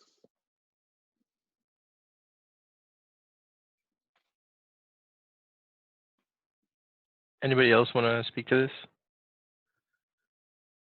Mike Sipple, do you mind talking about it? Just so you guys know, if you guys don't ask these questions on the video, they're not recorded in the video. So if you ask them in the chat, it's lost once the video is saved. So please ask these questions. Sure. Hey, guys. Thank you. I think I have heard, of course, somewhat internally about what you guys are doing with this metadata initiative. It seems to me, in talking to various people, and what's going on with the HPA, what I saw when I was out there in February, what we really need is sort of a standard interface and API or protocol, if you want to call it that, to be able to inject metadata from a variety of different external sources into a camera, and then have the camera wrap it up inside of the container for the image essence as metadata that then travels along with the file. The final piece of that equation is then to have some kind of transcoding system that will, and a mezzanine codec that will preserve the metadata as it gets transcoded and distributed throughout post. But sort of start the whole thing, you first have to get that external metadata in there. It's tricky, though, I understand, insofar as that metadata could come from a lot of different places. It could actually be a lot of different things. I think any system that would be devised would have to have sort of a built-in way for both bringing in the metadata, but then also describing what the metadata is. You'd have to make it sort of open and general so that, to avoid having to nail it down too tightly to make it extensible for a variety of different purposes. Just create sort of a general purpose language that people could use, but then as part of that protocol, also force them to specify, hey, this is what this field describes, and here's how you parse it. I get this is part of the reason why we switched to MXF as a container, because it's a lot more flexible and kind of there's a lot more we can do with it. And like my past, kind of before I worked at ARRI, kind of I built that system at Avid that's called Interplay. And there is, we talked a lot about like kind of dark metadata, kind of which is metadata that like you ingest into a file, but the camera doesn't need to understand it. So it's just pretty much like an envelope that you actually push into the file, and some way downstream the workflow, somebody has to actually be able to find it, locate it, and kind of get it out again. And I think that's kind of what we're looking at right now. Hey, Michael, one thing I guess I want to say that I've been saying for almost 10 years now is that bad metadata is worse than no metadata. And so whatever you're developing, it's got to be insanely simple for all departments to use, whether it's a script supervisor or visual effects or DIT, and if something is wrong or someone puts in a wrong note, like there should be maybe per project, like 2 people that steward the process or the database that's being built. So if there are mistakes entered into it, they can be fixed and updated, by people that are managing the project database. Because again, if you guys if visual effects is building data off of thinking that we're using a 50mm lens and it was really a 25, or it just people start to really distrust the data if it's wrong faster than they want to use it. You know what I mean? Yeah, that's for sure. Kind of like, I think that extensible system is more like about positional metadata and kind of some specialized systems that actually do kind of all kinds of production nodes and everything around. So kind of all we kind of will offer in the camera for that kind of metadata is we actually act as if we were a post office, right? So like you send us some information and you give us a tag, what kind of information that is, and we will make sure actually it ends up in the MXF in some way downstream, kind of when the MXF is processed and actually being managed. You can use that same tag and get the information back and actually read whatever has been actually pushed to the camera. And the workflow pretty much and the MXF file only acts as if it as like a courier, right? Kind of you have it, you post something and you take it out, understands what the message is, because it's kind of in kind of an envelope, and all we do is actually make sure that when you send it, somebody else can receive it downstream and actually do whatever they actually need to do with it. And the information stays untouched pretty much. And that's more like for the stuff that actually is not directly related to the camera, kind of course, lenses and focus and like all the things that are intrinsic to kind of the work of the camera itself actually needs to have some more transparent and kind of more standardized actually workflow. And we're kind of looking into that as well. Yeah, I think the obvious thing would be to make an app or some kind of thing for the second ACs who are actually taking down all the camera notes in like a logbook. You know, I know they already have these such apps, but it should be more official coming from ARRI. But then basically like sound, script supervisor, DIT, second AC, like there's all different departments generating really useful information. But if ARRI can make the standard, I guess, hub that people talk to and it doesn't inconvenience them, it will be really easy to start getting metadata in, you know, and it'd be great to see where that can go. Yeah. Chris Bolton has a question. Yeah, it's sort of 2 points. One is when it comes to sort of managing metadata from sound, script supervisor, and sort of different departments. I mean, part of that standardization is figuring out how to funnel all of that into a system. I mean, someone mentioned using SilverStack, for example, sort of manage all that information to bring it into one spot, but then have that be easily transported to post. So it doesn't necessarily have to happen live on the camera. It needs to be something that can be user updated as you shoot, or even if after you've offloaded the footage as well.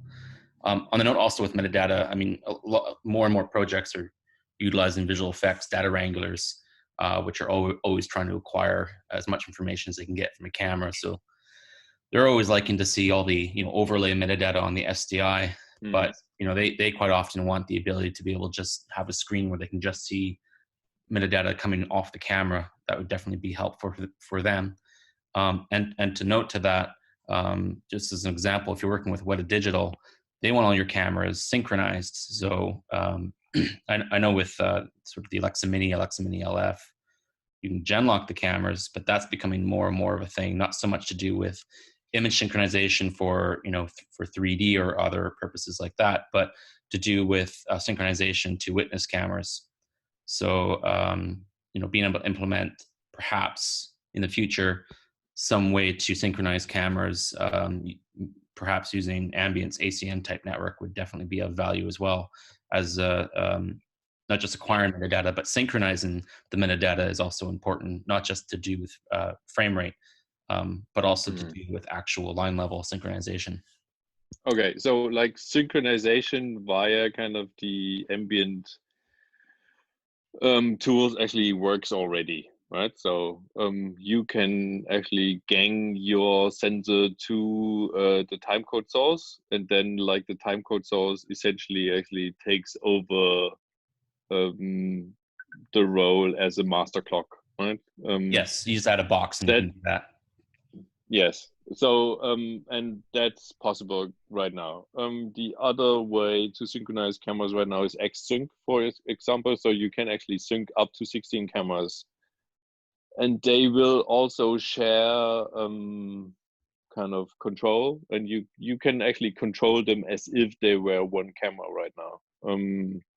So you can stop them as an array, and you can and all the metadata is going to be shared as well. You need these X-Sync boxes, actually EDBs for that. That's very often used for VFX grids, or kind of like if you shoot light maps, stuff like that, right? So yeah, I've used that before, but to be quite frank, unless it's a way that's wirelessly communicating this information, it's fine for arrays and things like that. Yes. But A, B, C cameras aren't always right next to each other, and it's not always feasible to run, you know, heavy data cables. Well, and then we are kind of and then we're back to actually mesh networking cameras in a reliable way that allows actually camera synchronization. And so far, actually there is no technology that actually provides that, to my knowledge, in a reliable way, right? So we have hopes we can actually get it done using 5G, because like there's like the biggest hope, I think, in that part, or like in that let's say use case in the future, is a protocol like an IP protocol called PTP, that actually allows you to synchronize kind of clocks wherever in your network. Right now, actually, that's a very specialized network technology, and it kind of requires some kind of data center type switch from Cisco, for example, kind of that supports PTP in order for it to work. But there are efforts to actually make it work through kind of like 5G right now, and there is like efforts to actually get it more broadly used. And if we actually can pull this off, then a whole new world actually starts to show up, because then all of a sudden you can actually synchronize lights and cranes and motion controls and cameras and whatnot, and have them all use the same time base, and then all of a sudden you can like record metadata, and you don't have to fear like let's say delays or any network communication, because you can timestamp everything that you're recording, right? And everything that you're recording will have actually the same time base. Once actually that stuff happens, actually it's going to be a completely new world. But right now, actually through Wi-Fi, that's not possible, because the latencies are too high, and you cannot actually get PTP clocks synchronized through Wi-Fi reliably. So that's a little bit of a future, but like once it happens, it's going to be the new world pretty much. Yeah, yeah. I mean, that's nice things to look forward to. I mean, I suppose all I'm saying for now is you can use an external box and do at least pretty accurate sensor synchronization, yes, ACN, on, you know, not all ARRI cameras, but on the platforms that provide that work with that. And then the other thing for sort of future looking to, I know Simply's been working on a new timecode standard. It would be very nice to have a way to synchronize in alternate frame rates other than sync sound. Yeah, sure. Well, actually, that's we're looking. It's a little tricky right now. Kind of when we are looking at stuff, we are kind of, there's like two concepts, right? Kind of one is PTP, and that's going to be straightforward because you have a timestamp and it's going to be universal, and it will work in any type of like frame rate, because the precision is so high that you don't care, right? The other thing that we are kind of currently looking at is kind of using time code plus an offset, like you can imagine kind of a regular 24 FPS time code and kind of a microsecond offset to that 24 FPS frame, in order to actually log something that actually has subframe precision, right? For like audio samples kind of and whatnot, like if you read encoder values from kind of a crane or kind of a head or something like that. The tricky bit, like that's kind of a cool thing to do when you're doing live comps and stuff like that, but it's kind of a tricky bit to have a lot of people kind of agree to the same standard, because essentially it doesn't exist right now. Everybody is kind of using timecode at the moment, and and you need adoption through a larger group of people who actually agree that this is the way to do it. And the trickiness right now is that nobody actually knows how quickly PTP is going to be adopted, right? So if there is a way to build a stable 5G network like next year, then all that timecode plus offset development is going to go down the drains. And PTP is going to be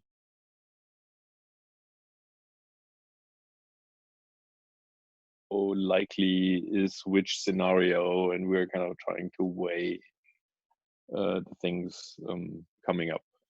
So it's predictions are kind of really tricky, especially when they're about the futures, right? So yeah, it's can of worms. I mean, having that Yes. subframe timecode option, even just for off speed for now, would be quite nice. Yeah, I agree. Also, I want to start a petition that we can get rid of integer frame rates like 2398 bullshit and something like that. MPSF. And we just, all agree on 24 frames, please, for the future, so we can take it out of future cameras. I think You're kidding, right? Philip, You're kidding, right? I would love to remove interlaced, right? But Yeah. I still can't do it. I still actually cannot kind of just scrap it. It's Or still legal there. version extended and shit like that. Let's get rid of it. Okay, so the 2020. Right, the order you're talking about is the 1370. Yeah, Michael, whatever you guys make developments on that metadata thing, keep us up to date. I'm sure all of us would love to be well versed in making sure that it's successful. Yes, like just in order to give you kind of a short summary of what we're doing kind of at the moment, and kind of all the efforts have been a little bit screwed by the virus, because I don't know if anybody kind of mentioned that, but we are on short time work in ARRI right now. So kind of we do only work part-time because of the situation. So I honestly actually just work kind of pretty much a day a week, and the rest of the time I'm not allowed to work because the government is supporting us. This is also why I'm here private and not working. And that kind of killed kind of our schedules a little bit, but there is an effort going on, and in the effort right now, what we're trying to actually do right now is figure out what network options are there and what capabilities actually will they provide us. Because we figured there's a lot of different solutions out there already that actually deal with metadata, from smaller companies and from larger companies.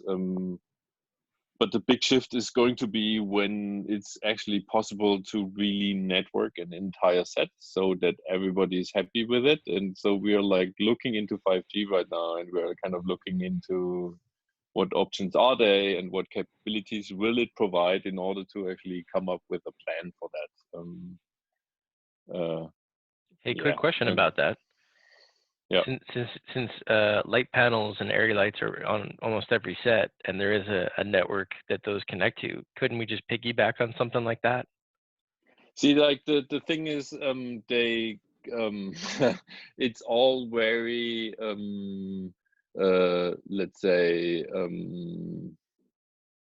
locked in. So kind of the network that kind of the lights are kind of using is a special type of network that's kind of purposely made. It's not IP, and it's kind of very dedicated. You could actually wire lights using, for example, Wi-Fi, but then kind of on most set it doesn't work. And if you look at the scale, kind of on a large production, right? Kind of, I've been at Star Wars in London, and if you're looking at kind of a set that has literally thousands of lights, then it doesn't work anymore. So we need to figure out a way how to establish an IP network, because that's kind of what we're talking about, right? So kind of the big thing, the big difference from, let's say, proprietary technology to kind of a network solution is actually if we are able to actually establish a working, reliable, trustable IP network, and kind of everything that we're doing is just going into IP user space, and kind of all the underlying kind of transport protocol and kind of hardware, whatever shit, is actually going away. And this is actually what we're trying to figure out here because that is where kind of the big switch is going to happen. Understood. It'd be great if you guys make sure that like laptops can easily access this and cell phones can easily access this, so people Yes. can type in metadata, obviously. Yes, sure.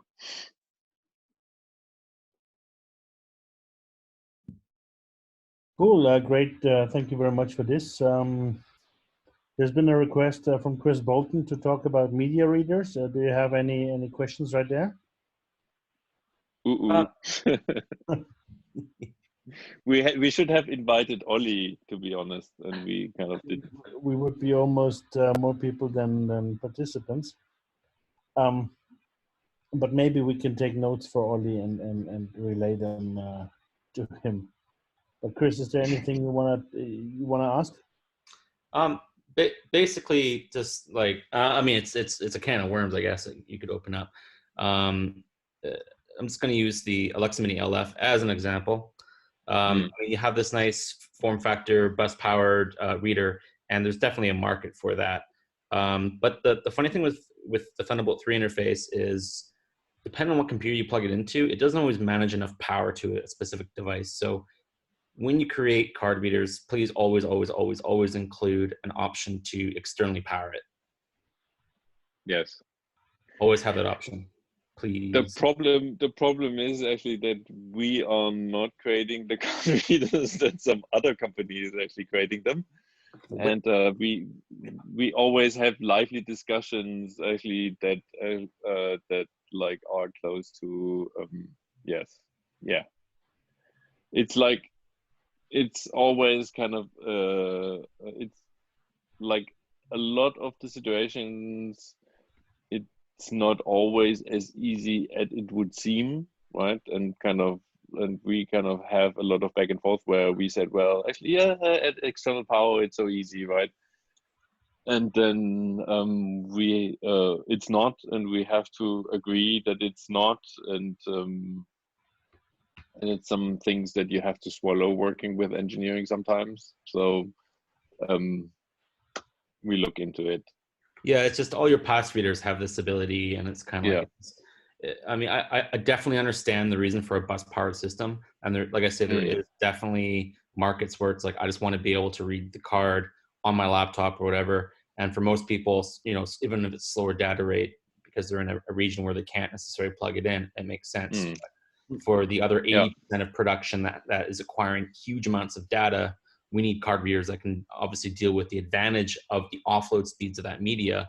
And unless you can power the reader, you're going to come into problems with that Thunderbolt interface. There is, I think it has been announced by Codex already. There's a mini mag reader coming out, Thunderbolt 3 powered at some point, which will utilize the full speed. I'm not aware of when this is going to happen, but it's somewhere coming up. You can get that right now. As an example, that's all I'm saying. Is it's an example for, you know, going forward. It's just I'm not too sure where that confusion happened, and it's frustrating when you're dealing with such an advanced camera, and it's difficult to be able to even get the footage off. That's my sort of point. Well, difficult. I mean, of course, those readers could be faster than they are, but I think we all get a pretty decent speed of them compared to what was there before. And I think, you know, there's many users worldwide where offload speed isn't such of a concern like it is within our group of professionals, because people just offload directly to a single, I don't know, lazy orange drive, and they wouldn't even know what speed to get off the card. And trust me, I deal with regions where this is the preferred way of offloading data. So there's always, like, you know, I mean, yeah, the reader could be faster. There's something coming up. So far, that's the only solution we have, unfortunately. But there's something coming up. Chris, have you used the compact drives inside a SXR reader with the drive adapter? Because that does get you the full Thunderbolt 3 speed. I recognize that, you know, that most people that are buying the camera aren't getting that reader with it, but I know certainly at rental, we've made an effort to try to bulk up on those readers specifically for that reason. And we'll presumably start replacing some of them with the compact drive dedicated readers once those hit the market. But, you know, there is a solution out there, I guess is my point. Yes. Yeah, no, I'm aware of it. And I have used it. It is difficult to get that adapter. And I guess there was some issue where the adapter could be installed upside down and people were, yeah. I'm aware. I'm just saying, you know, as a general roadmap, other companies like Sonnet came out with card readers that were bus powered as well, and it's just a bad idea. I mean, I can understand the reason for it, but to be able to have an alternative way to power that card reader is so important. See, the tricky bit kind of, and I can chime in here a little bit, is we talked about the SDI issue, right? Kind of how actually having SDI connection kill your kind of SDI port on the camera if you kind of connect power first. Like essentially that same issue, right? You will have on that reader as well, right? Yeah, and that happens with hard drives and other devices as well. I mean, devices should always be plugged in first before the data cables are plugged in and booted up. I mean, it's definitely a concern. I mean, at least on the computer side, unless there's a really bad jolt, the computer actually has a way to turn off that input. You have to reboot to recover it, but it does have some levels of protection in there. Yes, but like if you kind of talking about the USB-C reader, right? If we would like have an external power, right? In order to power it like from another source, then you would have to care about what you plug in first, right?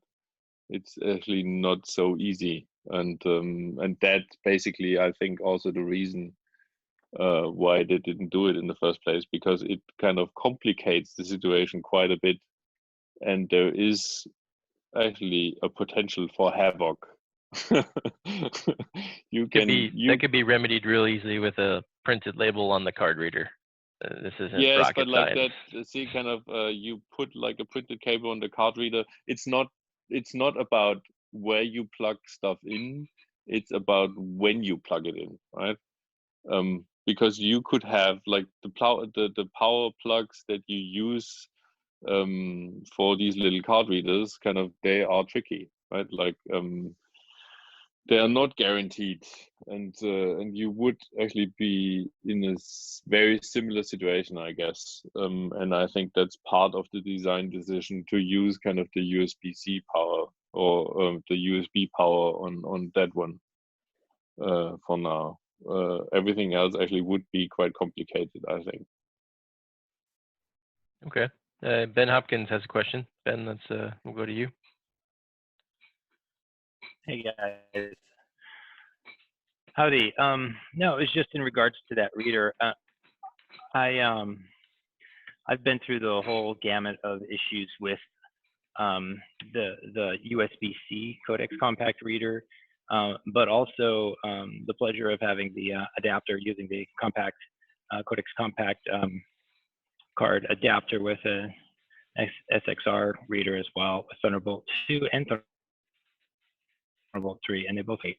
The interesting thing to me that I found back in February, I went to CODEX website. I know you guys aren't CODEX, but you probably have a better in with them than I do. They had a new product, just a picture of it and the name of it, and it was a dedicated compact CODEX compact card Thunderbolt 3 reader with no adapter.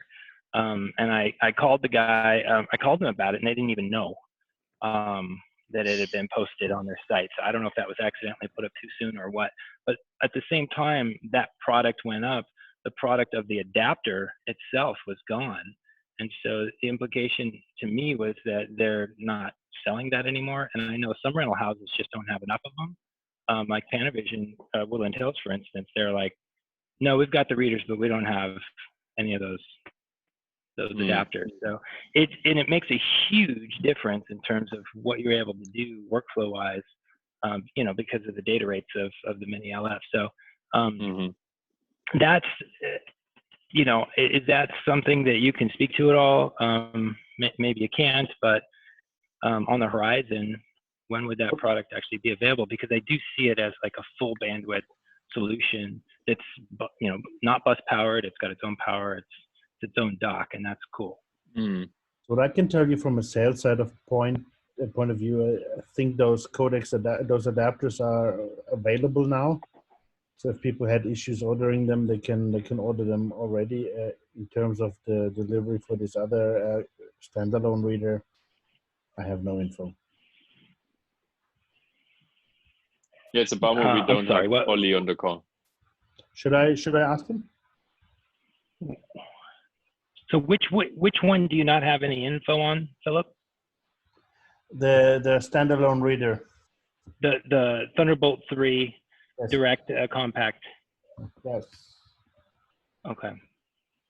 Yeah, I saw the same post that Ben was talking about. It was up and then it disappeared. Oh really? I haven't gone back since like the February timeframe or something and checked. Yeah, it this out, this was a while ago. This was a while ago. Okay. I think it was just a mistake. Just random generated this image of something that kind of looked like a. Well, I'm hopeful that it's a real product. Should be. Michael, do you have Ollie's private number? Yes, I do. I kind of like texted him this afternoon whether he wants to join us tonight. Yeah. But actually the message didn't get through, so I think he's just offline. Like, hey, Phil, do we want to talk to Florian about the Trading Academy?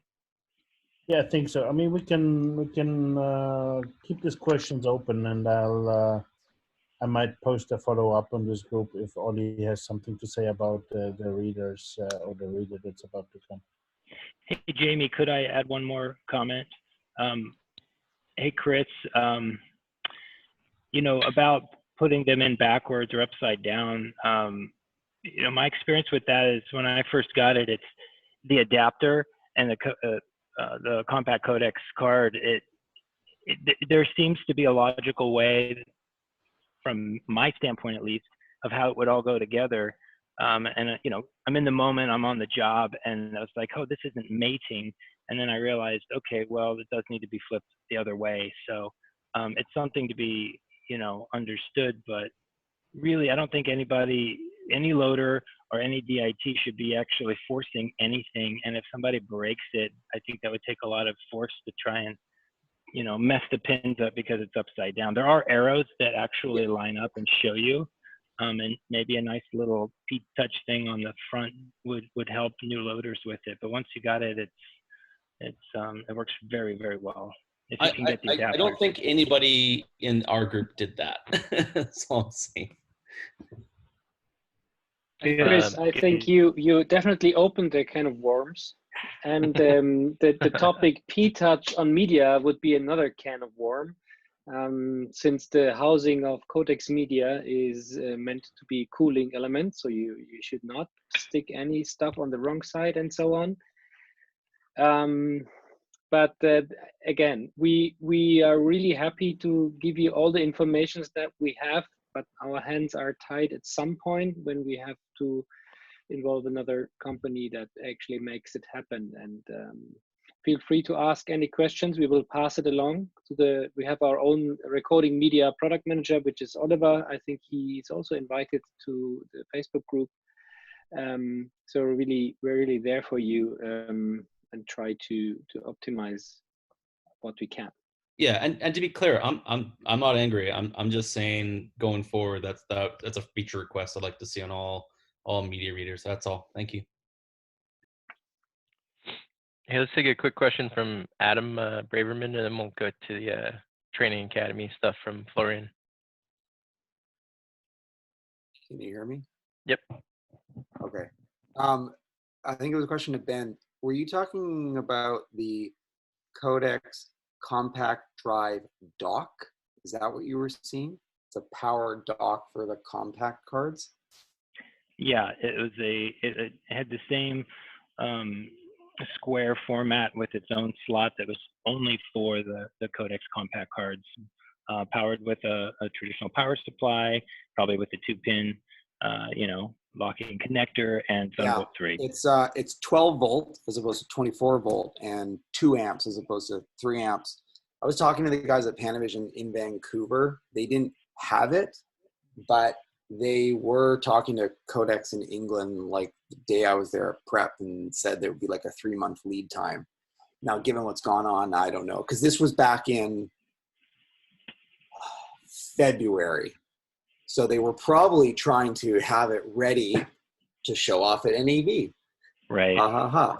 So it does exist. But I haven't seen it. And yeah, I guess maybe marketing got a little too itchy trigger finger. That being said, I think that the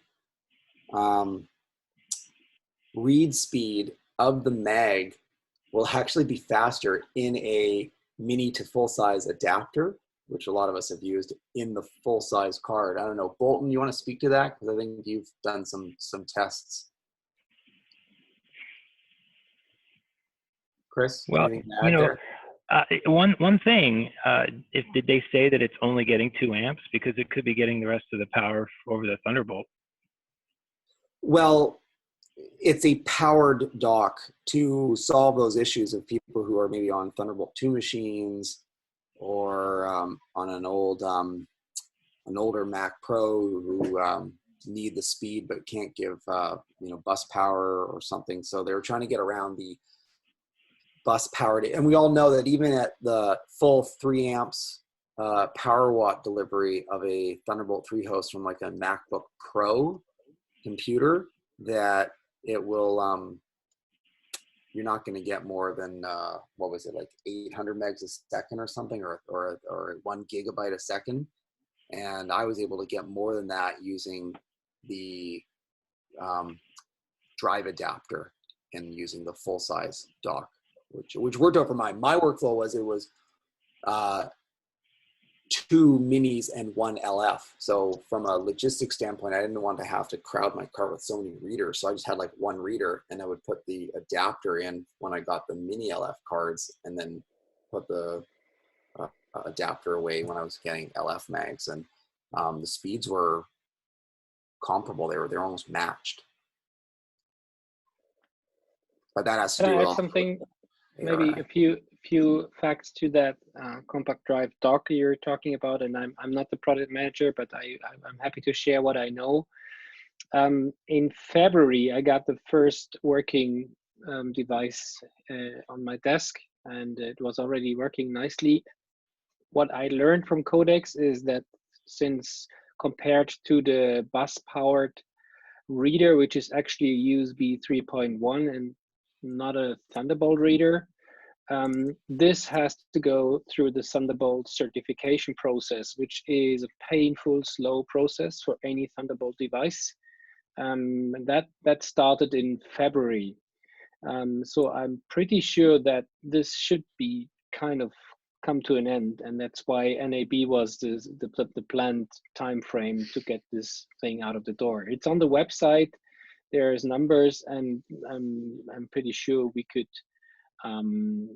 maybe find more details on the shipment during the next couple of days for you guys. So the good thing is, and this is a rumor, so please be a bit careful, is this might also work on Hackintoshes compared to the previous ones, and Windows. And that is also the reason why this one does not come with loop through. For some reasons I didn't understand.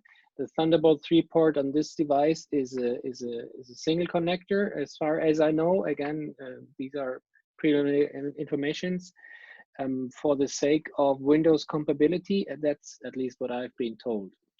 So there's pros and cons with the new boxes, and I know it's another can that we just opened up, but I think the specs are on the latest level. The read speed is as fast as the Mac can deliver data, and so far it's a reliable, and it comes with an external power supply dock. It's big enough to hold 2 cards, yet it doesn't. No, yeah, well, physically, no, actually it's smaller. So I just posted an image into the chat, so feel free, with a little pen next to it. So it looks the same size than the regular capture drive dock, but it's a little bit smaller actually. But yes, there is a lot of housing compared to the physical size of the media, and that's also because of cooling issues.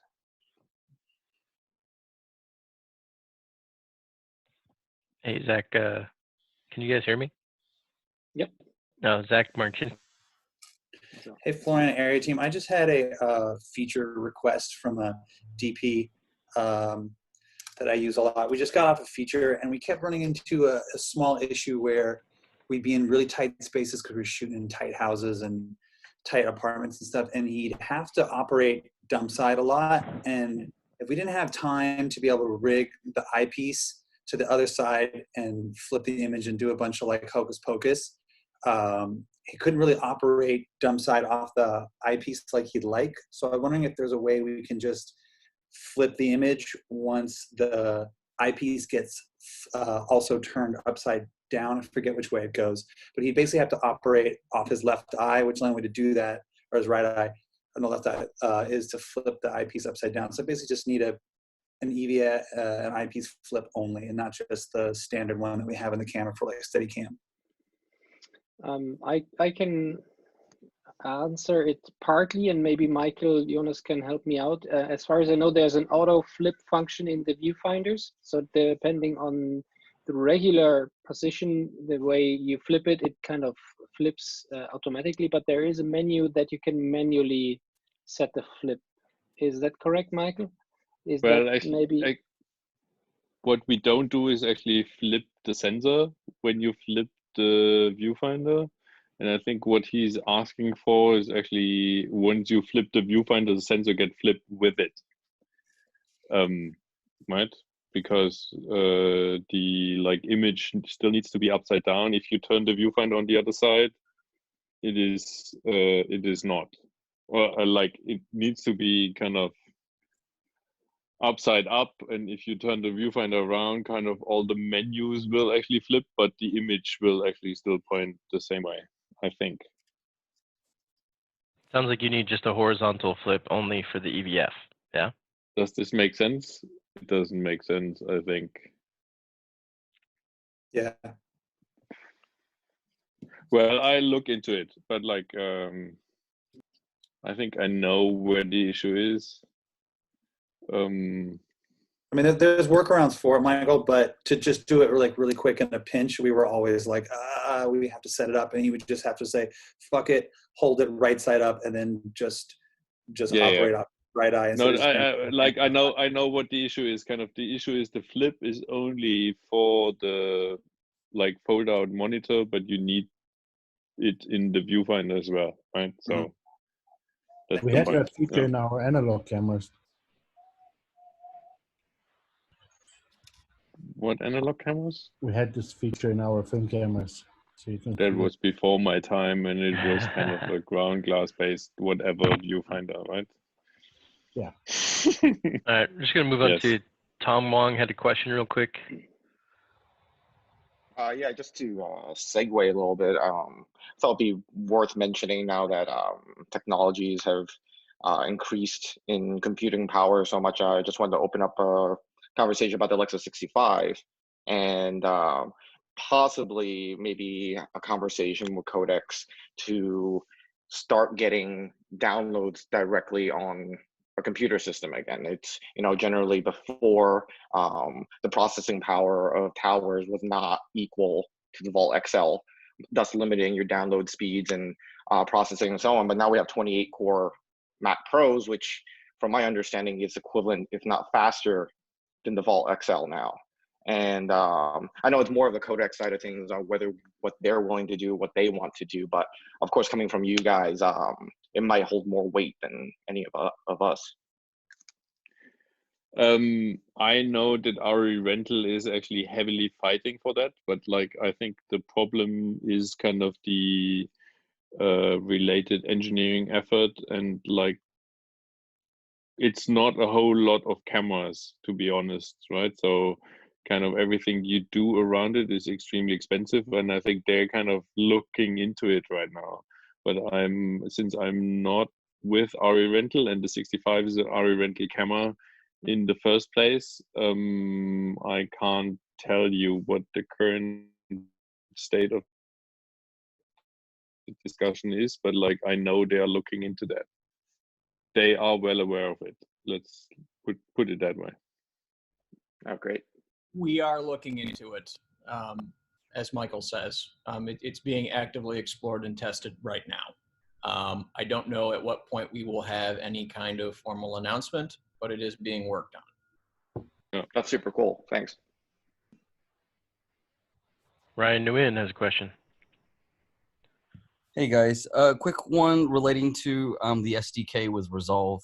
I was doing some tests a couple of weeks ago, and what I noticed was after I had buffered an ARRI raw shot, that it sat in my general computer system memory, and I actually had to restart my computer to flush it out.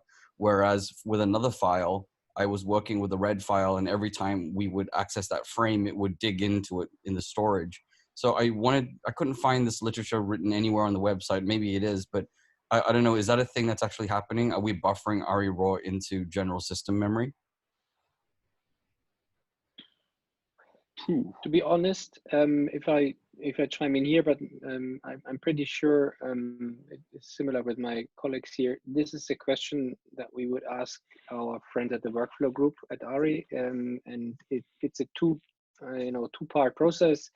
One part is the SDK part, and the second part is its implementation in the third-party software.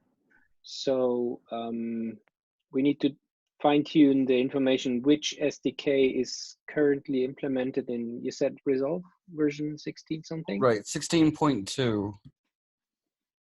So Michael, if you don't have any other information, I would suggest to drop us an email, and I'm going to give you the contact details right here in the chat window. Sure, that would be really useful. That way I can get a better understanding as to how this data is moving in front of us.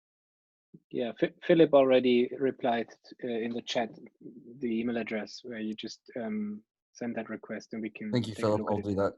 It's anyway a good email address for all of you if you're interested in if you have workflow related questions.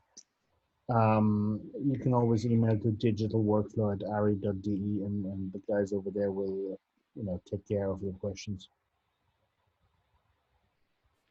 Awesome. Chris Bolton has a question.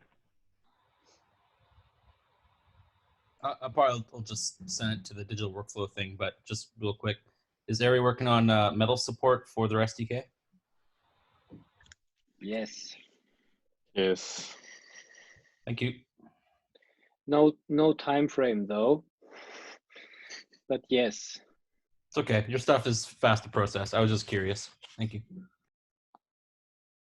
All right, let's hear from Florian. For everyone who doesn't know, Florian's like in charge of the training academy, and be great to hear from him what they have going on. Well, thanks for giving me a short opportunity to explain what we're doing. A bunch of the DIT people already went to Munich.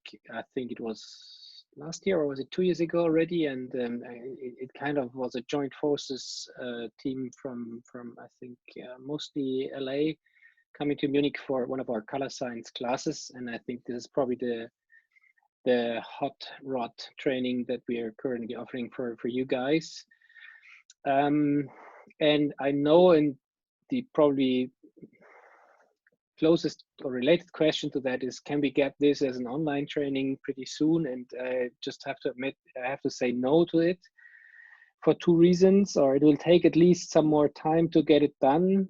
One is that the team that we have in ARRI to do the color science is pretty busy with making color science for the next couple of things to come. And we definitely or desperately need them for this level of education, at least to get the content prepared and maybe recorded or presented online. And we are forced to let them do their primary work at the moment.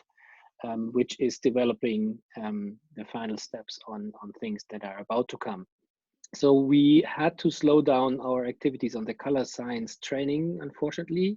However, if there is an interest, and that helps us a lot to find people to make maybe decisions in speeding it up a little bit, there is we have on our Academy website pre-registration pages.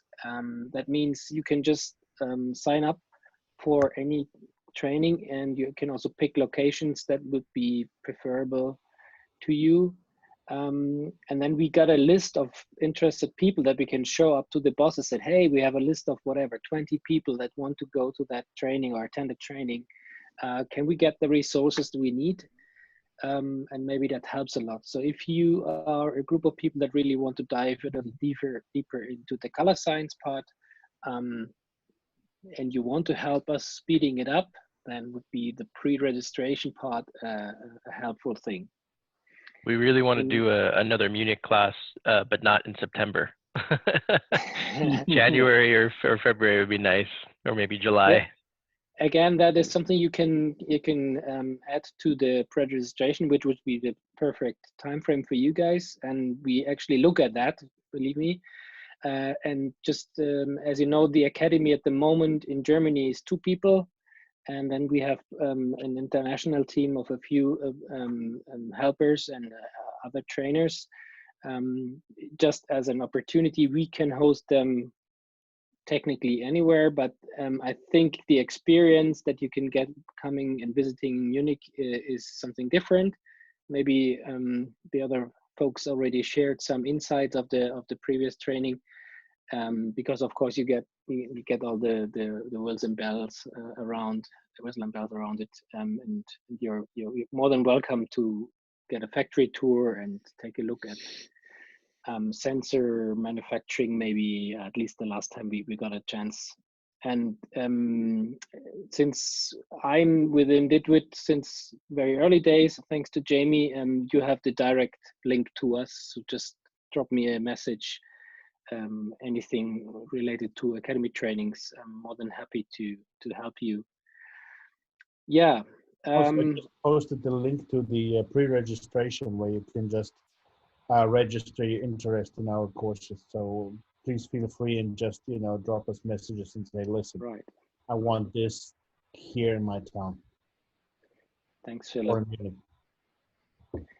And the other thing is just for the other people that are incredibly bored, and I know it's maybe, I know that you are very skilled in anything related to cameras.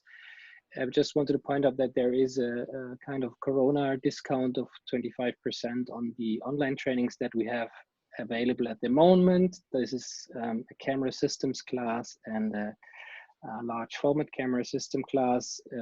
Those are like 8 sessions, like 90 minutes each, that can be watched just in case you're bored. And again, if you need any information about these online trainings as well, please get in touch with me. I'm here and available through Facebook, and we can also probably send our email addresses here in the chat of this. You would not only get like a 25% discount on the courses, but you will also have access to all our ARRI master classes, which we did over the course of the past years. And you can online them for free. You can watch them for free online as well. Is there any chance to get a 25% discount extended to cameras as well? That is a sales question, which we unfortunately have only Philip here that might get closer to give you an answer. Philip already approved it, I heard. Well, I can get you a free power cable. Hey, wow. That's more than you'd expect. Yeah, that's considered, if you calculate it down to the camera price, it's almost like a, it's a small percentage. Now, when it comes to training and education, if you don't mind, I have a quick question for you guys, because many people reach out to us and ask for a DIT course. and I'm a bit worried where to start and where to stop when we consider thinking of DIT courses, because we can't do, or we don't want to do, let's say, a resolve class. We can do dedicated informations, valuable for, I would say, becoming or involving loaders want to become a DIT. And what I'm really interested in is, what is your opinion from, let's say, your experience, that what you think one team member should bring onto a location where you're the DIT and he's the loader, or you want to have young DITs, kind of what's the minimum requirement they should know? And this could be something where we take a few elements out of the color science class, then we could add a lot of our workflow related items to it. So if there is anything that is if there's any input from your side, please come back to us. We also received some requests on training from American unions. So also, I don't want to set up a program or a class that kind of interferes with your outline of duties over there. I want to respect your, different unions for different tasks. So, here in Europe, we are sometimes a bit more crazy when it comes what people calling themselves DIT is allowed to do. So very much appreciate if there's anything you think it's worth, and we could educate and train people becoming a DIT.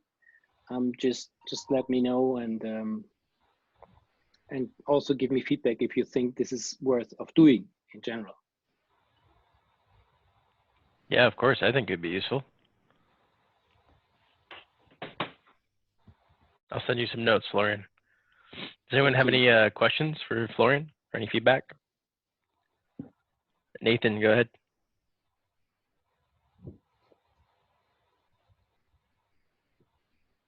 Sorry. I don't know if anybody else is interested, but I don't know if it's valuable as a DIT to have more tech, classes. Are there plans for a greater number of tech classes that are ever, camera service options ever available?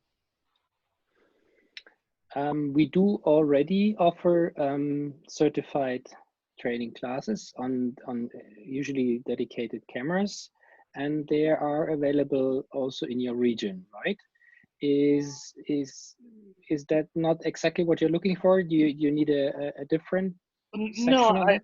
I have seen them. I just hadn't seen them very frequently. Like I feel like they're like once every other year or something like that. Does that sound right? Well, that's more than that. It might be true in your region, to be honest, because I don't have it in mind how many trainings we did in the US in the past. But again, the one opportunity for you would be to pre-register just for the service training if you're interested, and your region and your time frame, so we get at least an understanding on how big is the interest. To explain a little bit more what is the topic on the service training, it's quite different to, let's say, a camera class that I do. The service is dedicated to techs that need to do at least, let's say, the first steps of working on the camera mechanically and electronically, and you need to be a certified, or you need to have a certified training before you can order spare parts. So even if you work as a tech in a rental and you want just to replace some connectors, there's a clear strategy what you can do and where you can buy the part. And if you attend such a training, there's different levels what you can do, and then you at least you don't have to ship the camera necessarily for the minor changes. Yeah, So, I'm sure most of the other guys in this group aren't necessarily interested in that, but I certainly am. But yeah. Yeah, we also had a thought of doing a kind of medium service training. That means like, what is the minimum I can do on location to fix things? For example, run by a service tech. not by an operator, not by a creative person. So this is like a 1 day shorter session, not like a 2 day fully blown class, but what are the things that I'm allowed to do? What would be the best practice if things go wrong? How do I communicate and fix things? Stuff like that. So this is also something we are looking into. It. If this is something you're interested, yeah, let us know. It's like the onset service, if you want. Yeah, field medic Chris Bolton, you services. have the right approach to this. Yeah, field medics. I like that term. All right. So far, if there's any last questions, we're happy to answer them. Otherwise, we would slowly wrap this up.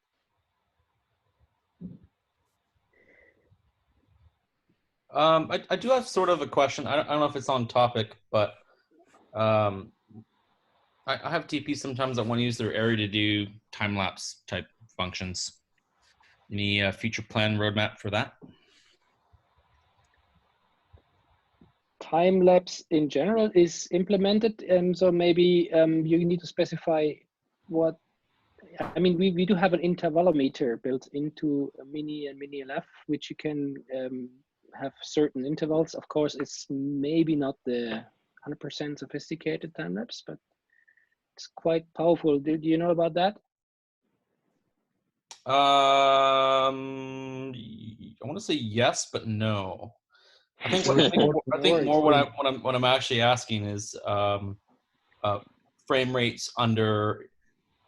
There's sort of a thing with frame rates under sort of 12 frames a second. You have to use a very specific shutter angle to be able to make sure you don't have any of the RPN issues. Is there any sort of future fix for that? Maybe that's a Michael question. As far as I know, this is related to the exposure time that is kind of linked to the, let's say, lower frame rates. In a nutshell, there's different solutions. If you have a shorter exposure time, but let's say 1 frame every 5 seconds, that is perfectly fine. If you have an exposure time that is, again, let's say 1 second longer, then you run into the RPN issues as of now. I don't know any different solution. Maybe Michael can help me here. I could, but I'm not allowed to.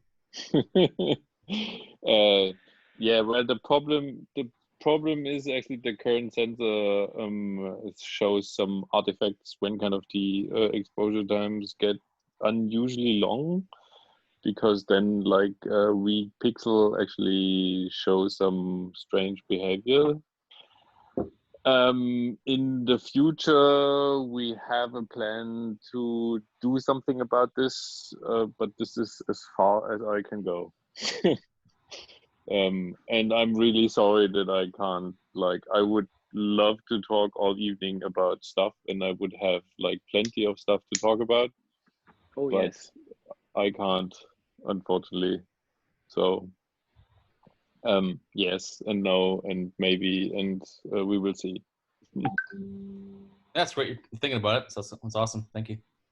Michelle Delorme has a question. Hey, sorry, I forgot this in the feature request section of our session. It would be great to have a faster way to erase a white balance and add a new one, rather than realizing that the white balance registers are full and need to delete a white balance register and then add another one and then select it. It's just so many steps. It would be great if at camera there was a faster way to just say, I want to overwrite this white balance directly without having to go delete one, then come back in, add one, and then come back in and select it. And then additionally, it would be great to have folders in the LUT or the AML files so that you could say, like, I want to store my worm looks or my crazy looks or my trim offsets or whatever, so that there's a folder to kind of organize looks. Yep.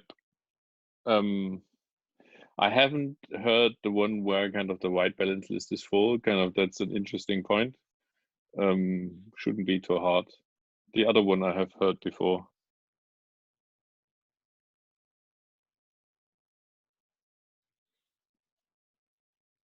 Hey, Michael, I have a question. Is it possible to change the default IP address on the cameras, or that we currently have, or at least on the cameras going forwards? You know how like the XT is like 169.254, I think it is. Like, is it possible to change that in the future? Whoa. What? What are you talking about? Like the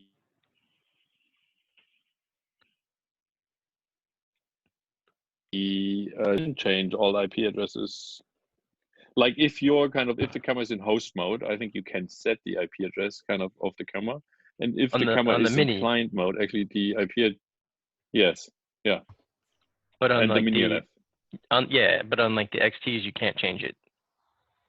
Well, I don't think there's gonna be that's like a whole different software base with a whole different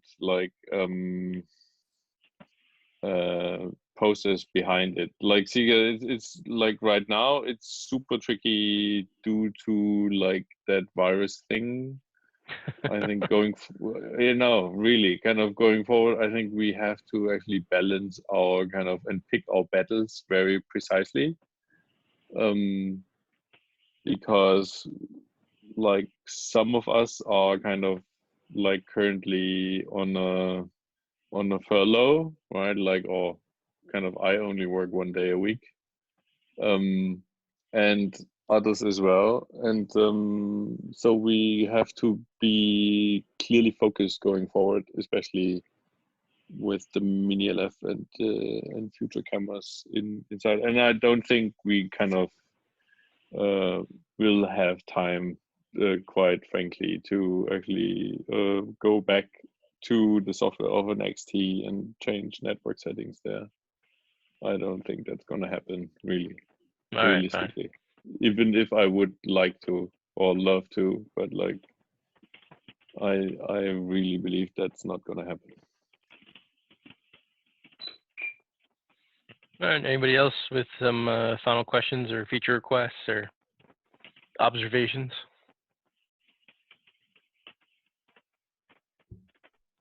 If not, Phil, do you guys want to try and wrap this up? Well, all I have left is to say thank you to all of you for listening to us, and thank you for all your feedback. I think this is really valuable for what we're going to do, and I'm sure some of you might have already seen some feature that you requested earlier implemented. So we're really thankful for all the feedback, and please continue nagging us. I'm super happy to give out email addresses of my colleagues and or forward requests to the ARRI, to the right person at ARRI, so we can always discuss things. And one thing I cannot state often enough is whenever a camera crashes or you have an issue, please send your logs over to ARRI. Keep sending those logs, everybody. Send those logs. We really need those whenever something happens or you have an issue. Awesome. All Thanks, right, everybody. Thank you very much. It was nice to talk to you all, and be safe. Thank you, ARRI team. Appreciate you guys. Thank you. Yes, and we're on Facebook, right? So you can actually ping us anytime. Sure. Like if you, as soon as you write my name into one of your like comments or posts, right? I usually respond within a day. I try to. I can't always promise, but like I'm trying to. So like it's like a little genie in a bottle, right? You just have to call it and then it shows up and answers questions. So Same here. I'll forward all my cat memes to you. Yeah. Okay, good. All right, guys. Thank you. All right. Cheers. Thanks, guys. Bye-bye. Bye-bye. Thank you so much. Goodbye.